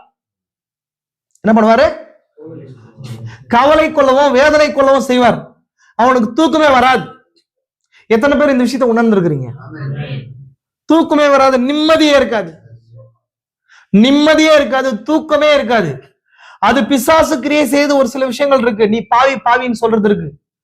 புரியுதாங்களுக்கு? அது வேற. பரிசுத்தாவி என்ன பண்ணுவார்னா, நீ மாறு, நீ ஒப்புக்கொடுன்னுவார். சொல்றது புரியுதுங்களா உங்களுக்கு? நீ வார்த்தையில பிறந்திருக்கிற என்னுடைய குமாரனா இருக்கிற குமாரனுடைய ஸ்தானத்துல நீ இல்ல அப்படின்னு சொல்லுவார். நான் சொல்ற விஷயம் புரியுதுங்களா உங்களுக்கு? அப்ப பரிசுத்தாவுடைய வேலைகள்ல இது எல்லாமே சொல்றாரு. நான் தான் சொன்னேன், பரிசுத்தாவுடைய, நான் ஆல்ரெடி சொன்னேன், பரிசுத்தாவுடைய முத்திரை, அதுக்கப்புறம் பரிசுத்தாவி முத்திரையா இருக்கிறது, அதான் காட்டினேன். பரிசுத்தாவி அடுத்தது இங்க சொல்ற திருப்பி சொல்றாரு, பரிசுத்தாவி ஏன் முத்திரையிடப்படவில்லை, அந்த லைன் மட்டும் வாசி நான் முடிக்கிறேன். அதுதான் காரியம். நாம் முத்திரை போடாத காரணம் பரிசுத்தாவி நாம் பெறுகிறோமா, ஆனா என்ன பண்றது, முத்திரை பரிசுத்தாவி பெறுவது அப்படின்றது நியூ பர்த் எக்ஸ்பீரியன்ஸ்குள்ள வர்றது, சுதந்திரவாளியா பிறக்கிறது. பரிசுத்தாவின் முத்திரைன்றது சுதந்திரவாளியா மாறுறது. குமாரன் யார் எல்லாரும் சுதந்திரவாளியா இருக்கிறான், ஆனா சுதந்திரத்தை அனுபவிக்கிறதுக்கான நேரம் வர்ற வரைக்கும் அவன் சோதனைக்கு உட்படுத்தப்பட்டு அந்த சுதந்திரத்துக்கு தகுதியுள்ளவனா மாறும்போதுதான் சுதந்திரவாளியா மாறுறான். அதான் பரிசுத்தாவின் முத்திரை. அதான் திருப்பதி சொல்றாரு, நான் பரிசுத்தாவை பெற்றாலுமே சிலர் பரிசுத்தாவின் முத்திரையை பெறாததுக்கான காரணம் என்ன? ஒரு ராஜாவுக்கு பிறந்த எல்லாருமே பதவி வர முடியுமா? முடியாது. அந்த தகுதி உள்ளவனுக்கு மட்டும்தான் அது வரும். ஆனா குமாரனா இருக்கலாம், ஒரு சில மெரிட்ஸ் என்ன பண்ணலாம், பெற்றுக்கொள்ளலாம். ஆனா ராஜா பதவிக்கு வர முடியாது இல்லையா? ராஜா பதவி அந்த தகுதி உள்ளவனுக்கே வரும். புரிஞ்சா உங்களுக்கு? அப்ப அதுதான் வந்து புத்திர சுவீகாரமா இருக்குது. புரியுதுங்களா? அதான் அப்பா பிதாவே மீட்கப்படும் அப்பா பிதாவே என்று கூப்பிடத்தக்கதாக, அப்பானாலும் வார்த்தை பிதாவேனாலும் ஒரே வார்த்தை தான். என்னங்க இது அப்பா பிதாவே? அப்பானாலும் ஒரே வார்த்தை தானே, பிதானாலும் ஒரே வார்த்தை தானே. அப்பா பிதாவே என்று கூப்பிடத்தக்கதாக புத்திர சுவீகாரத்தின் ஆவியை நம் இருதயங்களே தந்தருளி இருக்கிறார். இந்த வார்த்தை ஒரு கிரேக்க வார்த்தை, ரோமன்ஸ் மத்தியில் அந்த காலத்துல இருந்தது. ரோம்ல பவுல் என்ன பண்றார், அது அந்த காலம் வரும்போது அதை எக்ஸ்பிளைன் பண்றாரு. அதுக்குள்ள அப்பா அப்படின்ற வார்த்தை நார்மலா யூஸ் பண்ற வார்த்தை கிடையாது. எந்த நேரத்துல எப்ப யூஸ் பண்ற வார்த்தைன்னு சொன்னா, ஒரு மகனா பிறந்து அவன் வந்து உபாத்திக்கில வந்து அவனோட சோதனைகள்லாம் மேற்கொண்ட பின்னாடி அவன் ஒரு தகுதி வர்ற நேரத்துல சொல்லப்படுற வார்த்தை. அந்த அப்பா பிதாவேன்ற வார்த்தை வரும்போது அவன் புத்திர சுவீகாரத்தின் கீழே வந்துட்டான்னு அர்த்தம். புரியுதா உங்களுக்கு? நார்மலா அப்பான்னு சொல்ற வார்த்தை இல்ல, அந்த ஆவின்றது அதுதான். புரிஞ்சுங்களா உங்களுக்கு? இனிமேல் தகுதியுடைய நபர்ன்றது அதை காட்டுதான். சரி, நான் காட்டுற பாருங்க, கடைசி நான் சொல்ல முடிகிறேன் பாருங்க. நாம் முத்திரை போடாத காரணம் நாம் காரியங்களில் நெருக்கம் இல்லாமல் நாம் மிகவும் தளர்ந்தவர்களாய் காணப்படுகிறோம். ஆய்வாளர் உள்ளே வந்து வாழ்க்கையை ஆராய்ந்து பார்க்கும்போது உங்கள் ஜப ஜீவியத்தில், உங்கள் சுவாபத்தில், நீங்கள் மற்றவர்களை குறித்து அவதூறாய் பேசும் விஷயத்தில் உங்களை தளர்வாக கண்டால் அந்த பெட்டிக்கு அவர் முத்திரை போட மாட்டார். ஏன் நமக்குள்ள பரிசுத்தாவி முத்திரை இல்ல? பரிசுத்தாவின் முத்திரை, பரிசுத்தாவை பெற்றா பாதுகாப்பு கிடையாது, பரிசுத்தாவி முத்திரை பெற்றாதான் பாதுகாப்பு. உங்களுக்கு? ஏன்னா பரிசுத்தாவை பெற்றோம் இழக்கப்பட போலாம். தெரியுமா உங்களுக்கு? தெரியுமா உங்களுக்கு? பரிசுத்தாவை பெற்றோம் இழக்கப்பட்டு போலாம். எபிரேயர் 6 அதிகாரத்தை வாட்சி பாருங்க இல்லைங்களா? ஒரு தரம் பிரகாசிக்கப்பட்டும் பரம ஈவை ருசி பார்த்தும் பரிசுத்தாவியை பெற்றும் மறுதளித்து போகலாம். அவங்கள புதுப்பிக்கிறது கூடாத காரியம். ஆனா பரிசுத்தாவி முத்திரைப்படப்பட்ட நபர் என்ன பண்ண முடியாது, மிஸ் ஆக முடியாது. உங்களுக்கு அப்போ இந்த லெவல்ல புரிஞ்சுக்கோங்க. நான் இந்த காலத்துல பரிசுத்தாவி என்னன்றது அப்புறம் பார்க்கலாம். அதுதான் நம்ம பண்ற மிஸ்டேக். நமக்கு தெரியல இன்னுமே. நம்ம இன்னும் வந்து பெந்தகோஸ்தே பேக்ரவுண்ட்ல வந்ததுனால சென்சேஷனா விரும்புறோம். சென்சேஷன் என்ன? சரீர உணர்வு தான் விரும்புறோம். எனக்கு ஏதாவது ஒண்ணு இறங்கிடணும் பிரதர் மேல. நம்ம இன்னும் வந்து சைல்டு அப்படின்றத காட்டு, தவறா எடுத்துக்கல. இன்னும் குழந்தைய, ரொம்ப குழந்தையா இருக்கணும்ன்றத காட்டு. சொல்லுறது அவங்க. இது ஆதி பெந்தகோஸ்தேல நடந்த அதே மாதிரி பாக்குறோம். ஆனா ஒரு செய்தியால நடந்த பின்னாடி அந்த நிலை வந்து மாறச்சாயில். ஆதி பெந்தகோஸ்தேல 120 பேர் அந்நிய பாஷை பேசினாங்க இல்லையா? பவுல் வந்த பின்னாடிதான் நான் இப்ப வாசித்தபடி பரிசுத்தாவியே ஒரு நிலைக்குள்ள வச்சு யார் அந்நிய பாஷை பேசணும், யார் அந்நிய பாஷை பேசக்கூடாது, எப்படி இருக்கணும், என்ன வரங்களை எப்படி பயன்படுத்தணும், எப்படி பயன்படுத்தக்கூடாது, பரிசுத்தாவின் அடையாளம் என்ன, பரிசுத்தாவோட வரம் என்னன்னு சொல்லி அதை ஸ்டெபிலைஸ் பண்றார். கரெக்டுங்களா? ஆதி பெந்தகோஸ்தேவுடைய நிலை வரங்கள் திரும்பவும் இந்த 20ஆம் நூற்றாண்டுல அழிக்கப்பட்டுச்சு. 1906 அடிக்கப்பட்டுச்சு. வரம் திரும்ப வந்துச்சு. இப்ப அதுக்கு பின்பதாக யார் வந்தது? பரிசுத்தாவி வரம் வந்துச்சு. அப்புறம் யார் வந்தது? செய்தியாளன் வந்தார். ஆதி பெந்தகோஸ்தேல வரம் வந்துச்சு, பரிசுத்தாவி வரம் வந்துச்சு. அதுக்கப்புறம் யார் வந்தா பின்னாடி? செய்தியாளன் வந்து அதை குறிச்சு ஒரு தெளிவை கொடுத்தார். அதனால 1 கொரிந்தியர்ல அவங்க வரங்களை குறிச்சு நாலேஜ் இல்ல, விக்கிரக ஆராதனை குறிச்சு நாலேஜ் கிடையாது, மேரேஜை குறிச்சு நாலேஜ் கிடையாது, பெண்களை குறிச்சு நாலேஜ் கிடையாது. 12ஆம் அதிகாரத்துல இருந்து 14வது அதிகாரம் வரைக்கும் வாசிங்க. எதுங்க 1 கொரிந்தியர் 12ல இருந்து 14 வரைக்கும் பரிசுத்த ஆவியின் வரங்களை குறிச்சு எக்ஸ்பிளைன் பண்ணிருப்பார். பைபிள்ல நீங்க ஒண்ணு புரிஞ்சுக்கோங்க. இப்ப அப்படி இருக்கும்போது பவுல் சொல்றாரு, ஸ்டெபிலைஸ் பண்ணுவார். யார் என்ன பண்ணணும், அந்நிய பாஷை எப்படி பேசணும், தீர்க்கதரிசனம் எப்பேற்பட்டது, வரங்கள்ல வேரியேஷன்ஸ் என்ன, சபையில தேவன் எப்படி கிரியை செய்யறார், புரிஞ்சா உங்களுக்கு? இதெல்லாம் பேசுவார். அப்போ இந்த 20ஆம் நூற்றாண்டுல பரிசுத்தாவியை திரும்ப வந்த பின்னாடி பரிசுத்தாவியை குறிச்சு ஜனங்களோட பெர்ஸ்பெக்டிவ் எப்படி இருக்குது, பரிசுத்தாவின் என்னன்னு சொல்லி இன்னைக்கு இந்த காலத்துல என்ன சொல்றாங்க? இப்ப 7 சபைக்காலம் இருக்கு பிரதர், நல்லா கவனிங்க. நான் இந்த காட்டி முடிக்கிறேன், கவனிங்க நல்லா. 7 சபைக்காலம் இருக்கு. இப்போ இந்த இடத்துல இந்த பேசிக் சபை காலத்துல பரிசுத்தாவி வந்துச்சா இல்லையா? பரிசுத்தாவின்ற தேவனுடைய சொந்த ஜீவனா இல்லையா? அதான் சபைக்குள்ள அந்தந்த காலத்துக்கு ரட்சிக்கப்படுறதுக்கு அடையாளமே பரிசுத்தாவி தான். இந்த காலத்துக்கு வந்துச்சு, அடுத்தடுத்த காலத்துக்கு என்ன பண்ணுது? பரிசுத்தாவி கேரி ஓவர் பண்ணிட்டே வந்துச்சு. லவோதிக்கேயா சபை காலம் வரும்போது பரிசுத்தாவி வரங்கள்ல வெளிப்பட்டுச்சு. 1906 வருஷத்துல அசூசா ரிவைவல் டொபிகா கென்சாஸ்ல நடந்துச்சு இல்லையா? அசூசா ரிவைவல் நடந்துச்சு, அசூசா வீதியில நடந்துச்சா இல்லையா? வரங்கள் திரும்ப அளிக்கப்பட்டுச்சு இல்லைங்களா? சொல்ற புரியுதா உங்களுக்கு? வரங்கள் திரும்ப அளிக்கப்பட்ட பின்பதாக இப்போ இந்த காலத்துல இருக்கிறவங்களை கேட்டா பரிசுத்தாவிய பரிசுத்தமாக்கப்படுதல் சொல்லுவாங்க. ஏன்? என்ன சபை? பிலதெல்பியா சபை காலத்துல இருந்த ஜனங்கள் அவங்களுக்கான அந்த செய்தியால என்ன கொடுத்தாரோ அதை பரிசுத்தாவின்றத புரிஞ்சுப்பாங்க. மார்ட்டின் லூத்தர் நீதிமானாக்கப்படுதல புரிஞ்சுப்பார். இப்படி ஒருத்தரும் என்ன பண்ணுவாங்க, அந்த காலத்துல புரிஞ்சு போடுவாங்க. இப்ப இந்த லவோதிக்கேயா சபை காலம் வரும்போது பரிசுத்தாவியை குறிச்சு அந்த இடத்துல இனிஷியல் இம்ப்ரெஷன் இருக்கு, தொடக்க உணர்வு, தொடக்க அந்த இம்ப்ரெஷன் என்ன சொல்லுவாங்க, அந்த ஆரம்ப நிலை உணர்வு என்னவென்றது இனிஷியல் இம்ப்ரெஷன். அது என்னவா இருக்கு சொல்றோம்? வரங்கள் மூலமா வெளிப்பட்டுச்சு. பரிசுத்தாவின் வரங்கள் அந்நிய பாஷை பேசுறது மூலமா வந்ததுனால இன்னைக்கு பரிசுத்தாவினாவே சரீரத்துல உணர்றத புரிஞ்சுக்கிறாங்க. நாமளும் அநேகர் அப்படி புரிஞ்சுக்கிறோம். நான் சொல்ற புரியுதா உங்களுக்கு? நான் பரிசுத்தாவி பெற்றுக்கொண்டேன், நான் வர்ஷிப்ல போட்டு நல்லா ட்ரம்ஸ் போட்டு ஆடணும். நமக்குள்ள இன்னும் அதே ஆவி, பழைய ஆவிகள் இன்னும் இருக்கு. சொல்ற புரியுதா உங்களுக்கு? தவறு கிடையாது. ஏன் அப்படி புரிஞ்சு கொள்றேன்றது காரணமா சொல்றேன். நான் ஒரு நபர் பொய் சொல்றாங்க அப்படின்னும் போது பொய் சொல்றது தப்புன்றது ஒரு பக்கம், ஏன் பொய் சொல்றான்னு ரூட் காசை கண்டுபிடிக்கணும். நீங்க நம்ம புரிஞ்சுக்கோங்க, ஏன் இப்படி இருக்காரு அப்படின்னு திங்க் பண்ணும். அந்த மாதிரி நம்ம மனநிலை ஏன் அப்படி இருக்குது, என்னதான் இருந்தாலும் ஏன் அந்த மனநிலை இருக்குதுன்னு சொன்னா, இந்த காலத்துல பரிசுத்தாவி இம்ப்ரெஷன் அப்படிதான் ஃபர்ஸ்ட். புரியுதா உங்களுக்கு? அந்நிய பாஷை மூலமா தான் பரிசுத்தாவி பூமிக்கு வந்துச்சு திரும்ப, ஆனா அது முழுமை கிடையாது. சொல்ல புரியுதா உங்களுக்கு? அப்ப அது எப்படி ஸ்டெபிலைஸ் ஆகணும்னு சொன்னா, அந்த கால செய்தியாளர் வரும்போது அதை ஸ்டெபிலைஸ் பண்ணுவார். அதனாலதான் நான் சொன்ன முன்னாடி ஒரு கொஸ்டின் போடுறேன், ஏன் தீர்க்கதரிசி பரிசுத்தாவியை குறிச்சு பரிசுத்தாவி என்றால் என்ன மெசேஜ் கொடுக்கணும்னு சொன்னேன் இருக்கா? நான் சொன்னது புரிஞ்சா இல்லைங்களா? பரிசுத்தாவி என்றால் என்னன்னு தீர்க்கதரிசி செய்தி கொடுக்கறதுக்கான காரணமே என்னன்னா, பரிசுத்தாவின்னா என்னன்னே இங்க தெரியாம இருந்துச்சு. வரங்கள பரிசுத்தாவின்னு ஜனம் புரிஞ்சிச்சு. 2000 வருஷமா அது மறைஞ்சு போச்சு. ஆதி பெந்தகோஸ்தே உபதேசத்துல பவுல் அதை எக்ஸ்பிளைன் பண்ணியிருந்தார். செய்தியானது விழுந்து போச்சு. கவனிங் நல்லா, நான் நெக்ஸ்ட் ஈவினிங் வரும்போது எடுக்கிறேன். கவனிங் ரொம்ப இம்பார்ட்டன்ட், தயவு செஞ்சு ஈவினிங் யாரும் மிஸ் பண்ணாதீங்க. இதோட நீட்சி அங்கதான் உங்களுக்கு முடியும். இது கவனிங் இல்ல, இது வரைக்கும் இன்டர்வல் தான் முடிஞ்சிருக்குது. இப்போ இங்க பாருங்க, இது பரிசுத்தாவி, இது பரிசுத்தாவி. வெளிச்சம் தானே பரிசுத்தாவி, அதான் சத்திய ஆவி தானங்க, அவர் தான் வழி காட்டுறவரு. இது வெளிச்சம், பரிசுத்தாவி இவ்வளவு இருக்கு. அப்புறம் பரிசுத்தாவி எவ்வளவு இருக்குது? அதுக்கப்புறம் ரொம்ப குறைஞ்சு, இந்த டார்க்னஸ் தான் இந்த சத்தியம் இல்லாத நிலை. அதுக்கப்புறம் கொஞ்சம் வந்திருக்கு இதோட. அதுக்கப்புறம் என்னாச்சு? திரும்ப கம்மியாயிடுச்சு இந்த லவோதிக்கேயா காலத்துல. புரியுதா உங்களுக்கு? அப்ப பரிசுத்தாவியை குறிச்சு இருக்கிற நாலேஜ் ஜனங்களுக்கு ரொம்ப கம்மி. நான் முன்னாடி எதுக்கு சொன்னா, பரிசுத்தாவி இது இல்லாம எதுவுமே பண்ண முடியாதுங்க. நம்ம வேற என்ன வேணாலும் பண்ணலாம், பரிசுத்தாவி இல்லாம நம்ம எடுத்துக்கொள்ளப்படல போக முடியாது, கிறிஸ்துவ சாபத்தை பெற்றுக்கொள்ள முடியாது.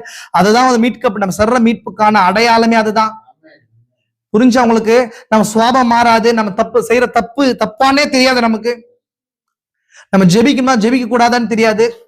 உங்களுக்குள்ள பரிசுத்தாவி வாக்குக்காரராக பெருமூச்சுகளோட வேண்டுதல் செய்கிறார். ஒரு ஜெபம் பண்ணணும் கூட பரிசுத்தாவி வேணும். ஒரு ஸ்தானத்தை காப்பாத்திக்கணும்னா கூட பரிசுத்தாவி வேணும். ஒரு கணவனா, ஒரு மனைவியா, ஒரு பூமியில இருக்கிற ஒரு மனுஷனாவும் அந்த இடத்துக்கான அந்த ஸ்தானத்துக்கு ஏத்த சரியான நிலையில ஒரு மனுஷன் இருக்குன்னா பரிசுத்தாவி வேணும். சொல்ல புரியுதா உங்களுக்கு? அப்ப இந்த காலம் வரும்போது பரிசுத்தாவியை குறிச்சு குறைஞ்ச அறிவே இருக்கு, குறைஞ்ச வெளிச்சமே இருக்குது. அப்ப அதனாலதான் தீர்க்கதரிசி என்ன சொல்றாரு, பரிசுத்தாவி என்றால் என்னன்னு கொடுக்குறாரு. எப்போ அசூசா ரிவைவல் நடந்த 50 வருஷம் கழிச்சு பேசுறாரு. அப்போ அவங்களுக்கு என்ன பண்ணலாம், பரிசுத்தாவியை குறிச்சு நாலேஜ் தெரியல, பரிசுத்தாவின்றதை என்னன்னே அவங்களுக்கு தெரியல. அப்புறம் எதுக்காக வந்துச்சுன்னு பேசுறாரு, யாருக்காக எதுக்காக வந்துச்சுன்னு பேசுறாரு, அது மீது கொஸ்டின் ஆன்சர் என்னன்றத பேசுறாரு தீர்க்கதரிசி. அதை நடுவில் சொல்றாரு. அப்புறம் சின்ன லைன் மட்டும் உங்களுக்கு சொல்லி நான் முடிக்கிறேன் பாருங்க. தீர்க்கதரிசி என்ன சொல்றாரு, இந்த பரிசுத்தாவியை குறிச்சு நம்ம பெற்றுக்கொண்டிருக்கிறது ஏன் நம்ம இன்னுமே ஒரு சரீர உணர்ச்சியை எதிர்பார்க்கிறோம் அப்படின்றதுக்கான காரணம் புரிஞ்சா? உங்களதான் கேட்கிறேன், என்ன காரணம், என்னங்க என்ன காரணம்னு கேட்கிறேன். ஏன்னா இங்க இருக்கிற நபர்கள்லயும் எனக்கு தெரியும் இந்த உணர்வை எதிர்பார்க்கிற ஜனங்கள் இருக்கிறீங்க. அதனாலதான் உங்ககிட்ட கேட்கிறேன், ஏன் எங்கிருந்து வந்துச்சு உங்களுக்கு? அது இங்க இருக்கிற நபர்கள்ல நீங்க பரிசுத்தாவிய உணர்வோடு கூட எதிர்பார்க்கறீங்க. நான் கேட்க சொல்றது புரியுதா? உங்களுக்கு இதுதான் பரிசுத்தாவின்னு சொல்லி எங்கிருந்து வந்துச்சுன்னு கேட்கறேன். உங்களுக்கு அந்த ரூட் எங்கிருந்து வந்துச்சு? இந்த எங்க வந்துச்சு? ஏன்னா இந்த காலம் பெந்தோகாஸ்தே காலம். பெந்தோகாஸ்தே காலத்துல பரிசுத்தாவி எப்படி ஸ்டார்டிங் வந்துச்சுன்னு சொன்னா வரங்கள் மூலமா வந்துச்சு இல்லையா? அப்போ அது இருந்தாதான் நமக்கு சரீர உணர்வை பெற்றுக்கொண்டதான் பரிசுத்தாவி நாம புரிஞ்சுட்டு இருக்கிறோம். புரிஞ்சா உங்களுக்கு? அப்படி இல்லைன்றதான் நான் இங்க பேசிட்டு இருக்கிறேன். அப்படி கிடையாதுன்னு தான் பேசிட்டு இருக்கிறேன். மாதிரி தீர்க்கதரிசி சொல்றாரு, 7 முத்திரைகள் வெளிப்படும் போது ஐயா முடிவின் அடையாளம் என்ற செய்தியை தீர்க்கதரிசி கொடுக்குறாரு. அவர் கொடுக்கும்போது முத்திரைகள் வெளிப்பட்டதுனால வெளிப்படுற ரகசியங்களை குறிச்சு தீர்க்கதரிசி பேசுறாரு. வாசி பாருங்க, 250வது பாரால இருந்து பிடிச்சி தொடர்ந்து வாசிக்கிறார் தீர்க்கதரிசி. வாசிக்கிறார், போய் படிச்சு பாருங்க. 7 முத்திரைகள் வெளிப்பட்டதுனால பரிசுத்தாவியை பெற்றுக்கொள்வது பெற்ற வெளிப்பாட்டை தீர்க்கதரிசி சொல்லுகிறார். உணர்ச்சி, சென்சேஷன் எதுவும் இல்லாம ஏற்படாமலேயே பரிசுத்தாவின் ஞானஸ்தானம் பெறும் ரகசியம். இது ஒரு ரகசியம். உணர்ச்சி சென்சேஷன் இல்லாம பரிசுத்தாவை பெற. இப்போ சென்சேஷன் எங்க நடக்குது? ஆத்மால நடக்காது. அதுதான் எதிர்பார்க்கிறோம். புரியுதா உங்களுக்கு? அதை எதிர்பார்த்துட்டு இருக்கிறோம் நம்ம. சரீரத்துல சென்சேஷன், உணர்ச்சி, மேல ஏதோ ஒரு நெருப்பு இருந்த மாதிரியும் கையெல்லாம் ஜெல்ஜிலான மாதிரியும். இன்னைக்கு பயங்கர வர்ஷிப் பிரதர், நான் அப்படியே ஆவி உணர்ந்தேன். நல்லது இல்லைன்னு சொல்ல கிடையாது, இது குறைவா சொல்றதுக்கு இல்ல. சரீரத்திலையும் சில நேரங்கள்ல தேவனை உணர்த்துவார். புரியுதுங்களா? அது பரிசுத்தாவிட முழுமை கிடையாது. அது எனக்கு ஒரு மகிழ்ச்சியை தரக்கூடாது, அப்படி இல்ல. நான் சொல்ல போதா? ஏன்னா இது முத்திரை கீழே வெளிப்பட இருக்கிற ரகசியம். இந்த ரகசியம் தெரியாமதான் பெந்தகோஸ்தே அப்படியே இருக்குது. அதே போல இந்த செய்திக்கு வந்து கூட இம்முத்திரைகளுக்கு கீழே ரகசியத்தை புரிஞ்சிக்காம தான் நாமளும் அப்படியே இருக்கிறோம். பரிசுத்த ஆவியை குறிச்சு இருக்கிற சரியான ஒரு ஓபன் லைட் இல்ல நமக்கு. புரியுதா உங்களுக்கு? ஆனால் கிறிஸ்து என்னும் அதே என்னும் நபர் அவர் செய்த அதே கிரியைகளை உங்களுக்குள் நடப்பித்துக் கொண்டிருப்பது. திரும்ப சொல்ல பாருங்க, உணர்ச்சி எதுவும் இல்ல ஏற்படாமலேயே பரிசுத்தாவின் ஞானஸ்தானம் பெறும் ரகசியம். இது ஒரு மிஸ்ட்ரி. 7 முத்திரையில் வெளிப்படுறதுக்கு கீழே இருக்கிற ஒரு மிஸ்ட்ரி தான்.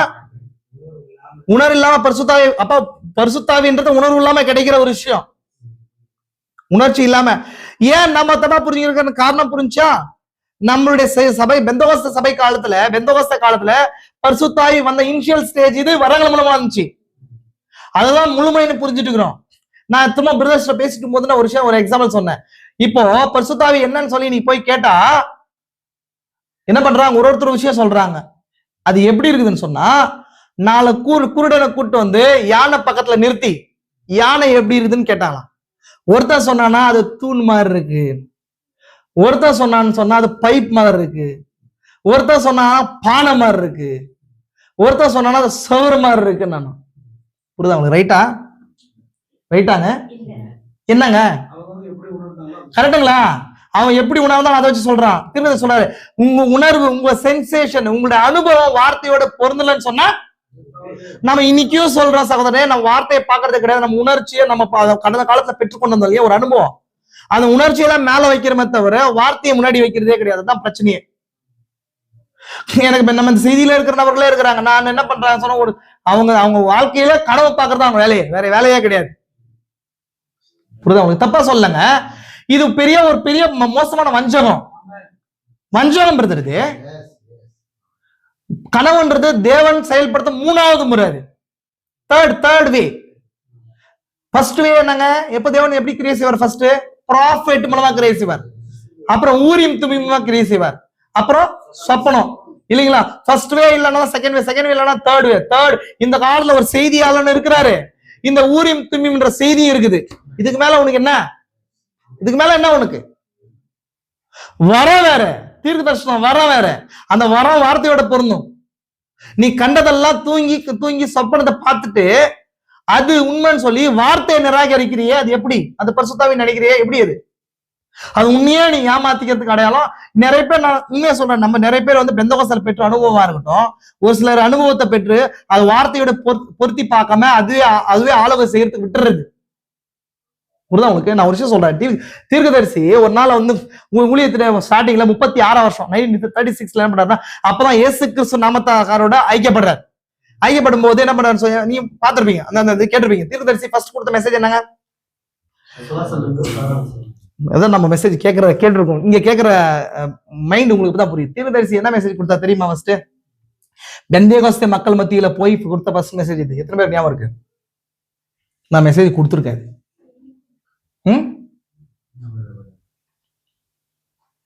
தீர்க்கதரிசி கொடுத்த மெசேஜ், ரெக்கார்டட் மெசேஜ் தான் வந்து விசுவாசம் சாராம்சமா இருக்குது. தீர்க்கதரிசி பெந்தேகோஸ்தே மக்கள் மத்தியில போய் கொடுத்த மெசேஜ் யோபு 38 அதிகாரத்துல கொடுத்தாரு. ஞாபகம் இருக்கா? அவர் பெந்தகோஸ்தே டீம் மத்தியில போகும்போது பெரிய ஊழியக்காரர்கள் மத்தியில ஒரு நாள் வந்து வயசான 90 வயசான நபரை மெசேஜ் கூப்பிட்டுருவாங்க. மேடையில வந்து அவர் கொடுப்பார். சரி, லாசர் ஐஸ்வர்யான் செய்தி கொடுப்பார் தீர்க்கதரிசி. ஞாபகம் இருக்கா? லாசர் ஐஸ்வர்யானை பத்தி தீர்க்கதரிசி கொடுத்துட்டு, லாசர் ஐஸ்வர்யான தான் தீர்க்கதரிசி அழுவார். தீர்க்கதரிசி கொடுத்த ஃபர்ஸ்ட் மெசேஜ் லாசர் ஐஸ்வர்யான் செய்தி. புரியும்? நல்லா புரிஞ்சா உங்களுக்கு? இப்ப அந்த ஜனங்கள் மத்தியில போகும்போது அங்கதான் ஃபர்ஸ்ட் தீர்க்கதரிசி அந்நிய பாஷையா பாக்குறாரு. இவர் பேப்டிஸ்ட் வந்து இந்த அந்நிய பாஷையா விசுவாசிக்க மாட்டாங்க, வரங்களை அதிகமா போக்கஸ் பண்ண மாட்டாங்க. புரியும்? நல்லா. அப்ப அங்க 2 பேர் வராங்க. 2 பேரும் மிஷின் கன் மாதிரி அந்நிய பாஷை பேசினாங்களாம். எப்படிங்க? மிஷின் கன் மாதிரி அந்நிய பாஷை. ஒருத்தமும் அந்நிய பாஷை பேசுறது, ஒருத்தர் வியாக்கியானம் பண்றது. அப்படி பேசும்போது தீர்க்கதரிசி என்ன பண்றாரு? அவங்க 2 பேரை பாக்குறாரு. அதுக்கப்புறம் அவங்களோட ஆவியோட தொடர்பு கொண்டு அவரோட வாழ்க்கையை ஆராய்ஞ்சு பார்க்கும்போது ஒருத்தருடைய வாழ்க்கை சுத்தமான கிறிஸ்துவனாவும், இன்னொருத்தருடைய வாழ்க்கை ஒரு ராட்டன்னிய அழுகி போன முட்டையாவும் இருக்கிறத பாக்குறாரு. புரியுதா உங்களுக்கு? ஒருத்தருடைய வாழ்க்கை சுத்தமான கிறிஸ்துவன், பியோர் கிறிஸ்டியன், இன்னொருத்தர் ராட்டன்னிய அழுகி போன முட்டையாவும் இருக்கிறத பாக்குறாரு. இது தீர்க்கதரிசி எடுத்துட்டு போய் புரியாம தேவன்கிட்ட உட்காரும் போதுதான் தேவன் அதை எக்ஸ்பிளைன் பண்றாரு. அது என்னன்றதை எக்ஸ்பிளைன் பண்றாரு. புரிஞ்சா உங்களுக்கு?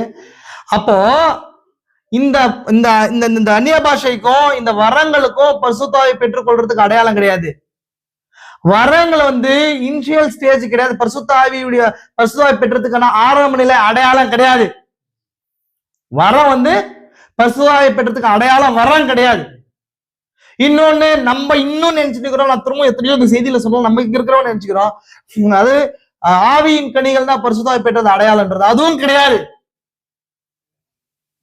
பரிசுத்தாவி என்னன்றது பேசுறோம், அதுவும் கிடையாது. ஏன்னா நம்மளுடைய மைண்டு இந்த காலத்துல அப்படி போதிக்கப்பட்டிருக்கிறதுனால, அப்படி பிரீச் பண்ணப்பட்டிருக்கிறதுனால அப்படி போயிட்டு இருக்கு. புரிஞ்சா உங்களுக்கு? அப்ப அது எப்படி வருது பரிசுத்தாவியை குறிச்சு புரிஞ்சுக்கொள்ள சொன்னா, சபை காலத்துல எப்படி பரிசுத்தாவி குரோ ஆனாரு, இந்த காலத்துல அது என்னவா இருக்குது, செய்தியாளம்னா என்னவா இருக்குதுன்றத புரிந்து கொள்ளும் போதுதான் பரிசுத்தாவியை குறிச்சு சரியான போக்கஸ் நமக்கு வரும். புரிஞ்சா உங்களுக்கு? நம்ம அததான் வந்து எப்படி பரிசுத்தாவி ஒவ்வொரு காலத்துல கிரியை செஞ்சார். நான் திரும்ப இந்த காட்டினேன்ல கவனிங்க நல்லா. பரிசுத்தாவி இங்க ஸ்டார்ட் ஆகுறாரு, இருக்கிறதுலேயே இருட்டு இங்கதான் இருக்குது, இங்க எப்படி போறது எடுத்துக்கொள்ளப்படல் நடக்கும்? யோசிங்க. தீர்க்கதரிசி இந்த டிராயிங்க வரைகிறார் இல்லையா? எப்போ? ஒரு 1961 வருஷம் அவர் சபை காலங்கள் மெசேஜ் கொடுக்கும்போது இந்த டிராயிங்க பரிசுத்த ஆவியானவர் தீர்க்கதரிசி போர்ட்ல வரையறதுக்கு வரைகிறாரு. அதை உறுதிப்படுத்த மாட்டேங்கி அவர் பின்னாடி 300 பேர் இருக்கும் போதே பரிசுத்தாவின இறங்கி வந்து பின்னாடி என்ன பண்றாரு, அதை வரைகிறாரு. அது நீங்க பார்த்திருப்பீங்க. அதே நேரத்துல அன்னைக்கு வந்து அவர் எருசலேமுக்கு போறாரு. போகும்போது பிறை நிலவுகளா வானத்துல பிறை நிலவுகள்ல இதே அளவுக்கு வளர்ப்பிறை தேய்பிறை நிலவுகள் காணப்பட்டுச்சு. புரியுதா? ஃபர்ஸ்ட் நாள் இப்படி பிறை நிலவுகள் இது மாதிரிதான் இருந்துச்சு. அது நம்மளுடைய அந்த நியூஸ் பேப்பர்ல கூட வந்திருக்கு. நிலவுடைய வெளிச்சங்க, புரியுதுங்களா? நிலவோட வெளிச்சம் இவ்வளவு வந்திருக்கு. வெளிச்சம் ஃபர்ஸ்ட் ஜாஸ்தியா வந்து 6 காலங்கள் இருந்துச்சு, 7வது அங்க வரல. தீர்க்கதரிசி என்ன சொல்றாருன்னா, டோட்டலா இருட்டாயிடுச்சு லவோதிக்கேயா காலத்துல என்றார். புரிஞ்சா? தேவன் வானத்திலையும் காட்டினார், தீர்க்கதரிசி போர்ட்லயும் அவர் வரையும் போது அதைதான் தேவன் உறுதிப்படுத்துறாரு, 2 இடத்துல உறுதிப்படுத்துறாரு. இப்போ இது 7 சபை காலங்கள்ல இருக்கிற வெளிச்சத்தின் அளவு இப்படி இருக்க போகுதுன்னு சொல்லி, இப்போ 7ஆம் சபை காலம் வரும்போது டோட்டல் டார்க்னஸ் என்றார் தீர்க்கதரிசி. அப்ப அப்படி இருக்கும்போது இவ்வளவு டார்க்னஸ் போது பரிசுத்த ஆவிதான் எதை கொண்டு வருவார், சத்தியத்தை கொண்டு வருவாருன்னு போது டோட்டல் இருட்டா இருக்கும்போது எப்படி எடுத்துக்கொள்ளப்படுதல் நடக்கும்? என்னங்க வெளிச்சம் வரணும் இல்லையா? ஆனா இந்த காலம் டோட்டல் டார்க்னஸ் இல்லையா? இப்போ இங்க கவனிங்க, இங்க வெளிச்சம் இருக்குது, அப்படியே கிராஜுவலா கம்மியாகுது. கிராஜுவலா என்னங்க? படிப்படியா ஸ்டெப்பா கம்மியாகுது. ஸ்டெப்பா கம்மியாகும் போது திரும்ப இந்த ஸ்டெப்பா ஜாஸ்தி ஆகுது, திரும்ப இந்த இடத்துல டார்க்னஸ் ஆயிடுச்சு இல்லைங்களா? டோட்டலா இல்லைங்களா? இப்போ அதுக்குதான் சொல்றது, லவோதிக்கேய காலத்துல அவங்க கண்களுக்கு கலிங்க போடணும், குருடா இருக்கிறாங்க இல்லைங்களா? அப்ப வெளிச்சம் இருட்டா இருக்குது. இப்ப இந்த இடத்துல அவ்வளவு வெளிச்சம் எங்கிருந்து வந்துச்சு? இல்ல அங்க எப்படி எடுத்துக்கொள்ளப்படுதல் வரும்? இருக்கிறதுலே அதிகமான வெளிச்சத்தை நம்ம பாக்குறோம், இங்க பாக்குறோம், எபேசு சபை காலத்துல தான் பாக்குறோம். அதோட அதிகமான சத்தியத்தை எப்படி பெற்றுக்கொள்ள முடியும்? பரிசுத்தம் எப்படி பெற்றுக்கொள்ள முடியும்? புரிஞ்சா இல்லைங்களா? இதை புரிஞ்சு கொண்டா மட்டும்தான் நீங்க நம்ம பரிசுத்தம் எப்படி பெற்றுக்கொள்வது, இண்டிவிஜுவலா சென்சேஷன், ஏன் நம்ம புரிஞ்சுக்கிறோம், சென்சேஷனே புரிஞ்சுக்கிறோம், செய்தியுடைய பிராட் எப்படி இருக்குது அப்படின்னு புரிஞ்சு கொள்ள முடியும். புரிஞ்சுக்கலாம் உங்களுக்கு? நான் பரிசுத்தாவியை குறிச்சு சின்ன லைன் சொன்னேன், சபை காலங்கள் எப்படி வந்தாருன்னு சொன்னேன், நானு அது எப்படி அவர் தேற்ற வாழவன் சொன்னா இல்லைங்களா? பரிசுத்தாவி எப்படி விருத்த சேதன அடையாளமா இருக்குது, அது யூதர்கிட்ட இருந்து எப்படி புறஜாதிக்கு டிரான்ஸ்பர் ஆச்சுன்னு சொன்னேன். யூதர்களுக்கு என்னவா இருக்குது? சரீரத்துல நடக்குது. புறஜாதி எப்படி நடக்குது? இருதயத்துல நடக்குது. எப்படி நடக்குது? இயேசு கிறிஸ்துவோடு கூட விருத்த சேதனம் ஸ்டாப் ஆயிடுச்சா இல்லையா? கரெக்டுங்களா? இயேசு கிறிஸ்துவோட விருத்த சேதனம் ஸ்டாப் ஆயிடுச்சு. கரெக்டுங்களா? புரிஞ்சுங்களா உங்களுக்கு? இப்போ அது விருத்த சேதனம் இல்ல, நாம மாம்சரீதியில் இந்த விருத்த சேதனத்தை பெறல இல்லையா? அவர் மனவாள நம்ம அவருக்குள்ள விருத்த சேதனம் பண்ணப்படுறோம். சொல்லுப்புதுங்களா? அப்ப எப்படி இந்த பக்கம் கிராஸ் ஆகுது? புறஜாதிகளுக்கு அந்த அபிரகாமுடைய வாக்குத்தத்தம் எப்படி சுதந்திரமாகுதுன்னா, இயேசு கிறிஸ்து விசுவாசிக்கிறது மூலமா நம்ம சந்ததியா மாறுறோம். புரிஞ்சா உங்களுக்கு? அப்போ இது வரைக்கும் நான் பேசியிருக்கிறேன். நெக்ஸ்ட் ஈவினிங் வரும்போது இந்த தொடர்ச்சி சபை காலங்கள் எப்படி கிரியேட் செய்யுது, அதுதான் மெயினான கிளைமேக்ஸ். இது எப்படி மேல போய் எப்படி டவுன் ஆகுது, எப்படி இந்த இடத்துல ஃபுல்லா வேர்டு வந்துச்சு, நம்ம நிஜமா லவோதிக்கேய காலத்துல வந்து இருக்கிறோமா? ஒரே டைம்ல லவோதிக்கேயாக்கிலயும் ஒரு கூட்டம் இருக்குது, முழு சத்தியத்துக்குள்ள ஒரு கூட்டம் இருக்குது. புரியுதுங்களா? இதே சத்தியத்தின் கீழே இதே மெசேஜ் கீழே 2 கூட்டம் இருக்கிறாங்க. ஒண்ணு புத்தி உள்ள கன்னிகை, இன்னொன்னு புத்தி இல்லாத கன்னிகை. ரெண்டுமே கன்னிகை தான். புரியுதுங்களா? பரிசுத்தாவியே 2 பேரும் பெற்றிருக்கிறாங்க. புரிஞ்சுக்கோங்களா? 2 பேரும் பரிசுத்தாவை பெற்றுக்கொண்டிருக்கிறாங்க. ஆனா 2 பேரும் எடுத்துக்கொள்ளப்படுறதுல போனாங்களா? தன்னோட விளக்குகளை என்ன வைத்திருந்தாங்களா இல்லையா? அந்த நேரம் வரும்போது ஒரு கூட்டத்துக்கிட்ட என்ன இல்லாம போச்சு, என்ன காலியாகி போச்சு. மீன்ஸ் இதை எப்படி சொல்லலாம்? என்ன எதுக்கு அடையாளமா இருக்குது? பரிசுத்தாவி அந்த மணி நேரத்துக்கு வெளிப்படுத்தப்பட்ட சத்தியத்துக்கு அடையாளமா இருக்கு இல்லைங்களா? அப்ப அவங்களுக்கு என்னதான் வெளிச்சத்தை காட்டும்? வெளிச்சம் மீன்ஸ் சத்தியம் இல்லையா? ஆவிக்குரிய வெளிப்பாட்டுக்கு அடையாளமா இருக்குது. அப்ப அந்த வெளிப்பாடு தான் அவங்க உள்ள போறதுக்கு ஏதுவான வெளிப்பாடு ஒரு கூட்டத்துக்கிட்ட இருக்குது, ஒரு கூட்டத்துக்கு இல்ல. 5 பேர்கிட்ட இருக்குது, 5 பேர்கிட்ட அது 5 பேர்கிட்ட பெற்றிருக்காங்களா, அவங்க தான் புத்தி உள்ள கனிகள்னு சொல்லி அழைக்கப்படுறாங்க. அப்படின்னு மீன்ஸ் இது எப்படி சொல்லலாம்? எடுத்துக்கொள்ளப்படுதல் வெளிப்பாடு அல்லது எடுத்துக்கொள்ளப்படுதல் விசுவாசம். அந்த இடம் வரைக்கும் வந்துட்டாங்க அந்த 5 பேரும். எந்த 5 பேரும்? புத்தி இல்லாத கன்னிகைகள், பரிசுத்தாவி பெறாதவங்களாம் கிடையாது, பரிசுத்தாவி பெற்றவங்க தான்.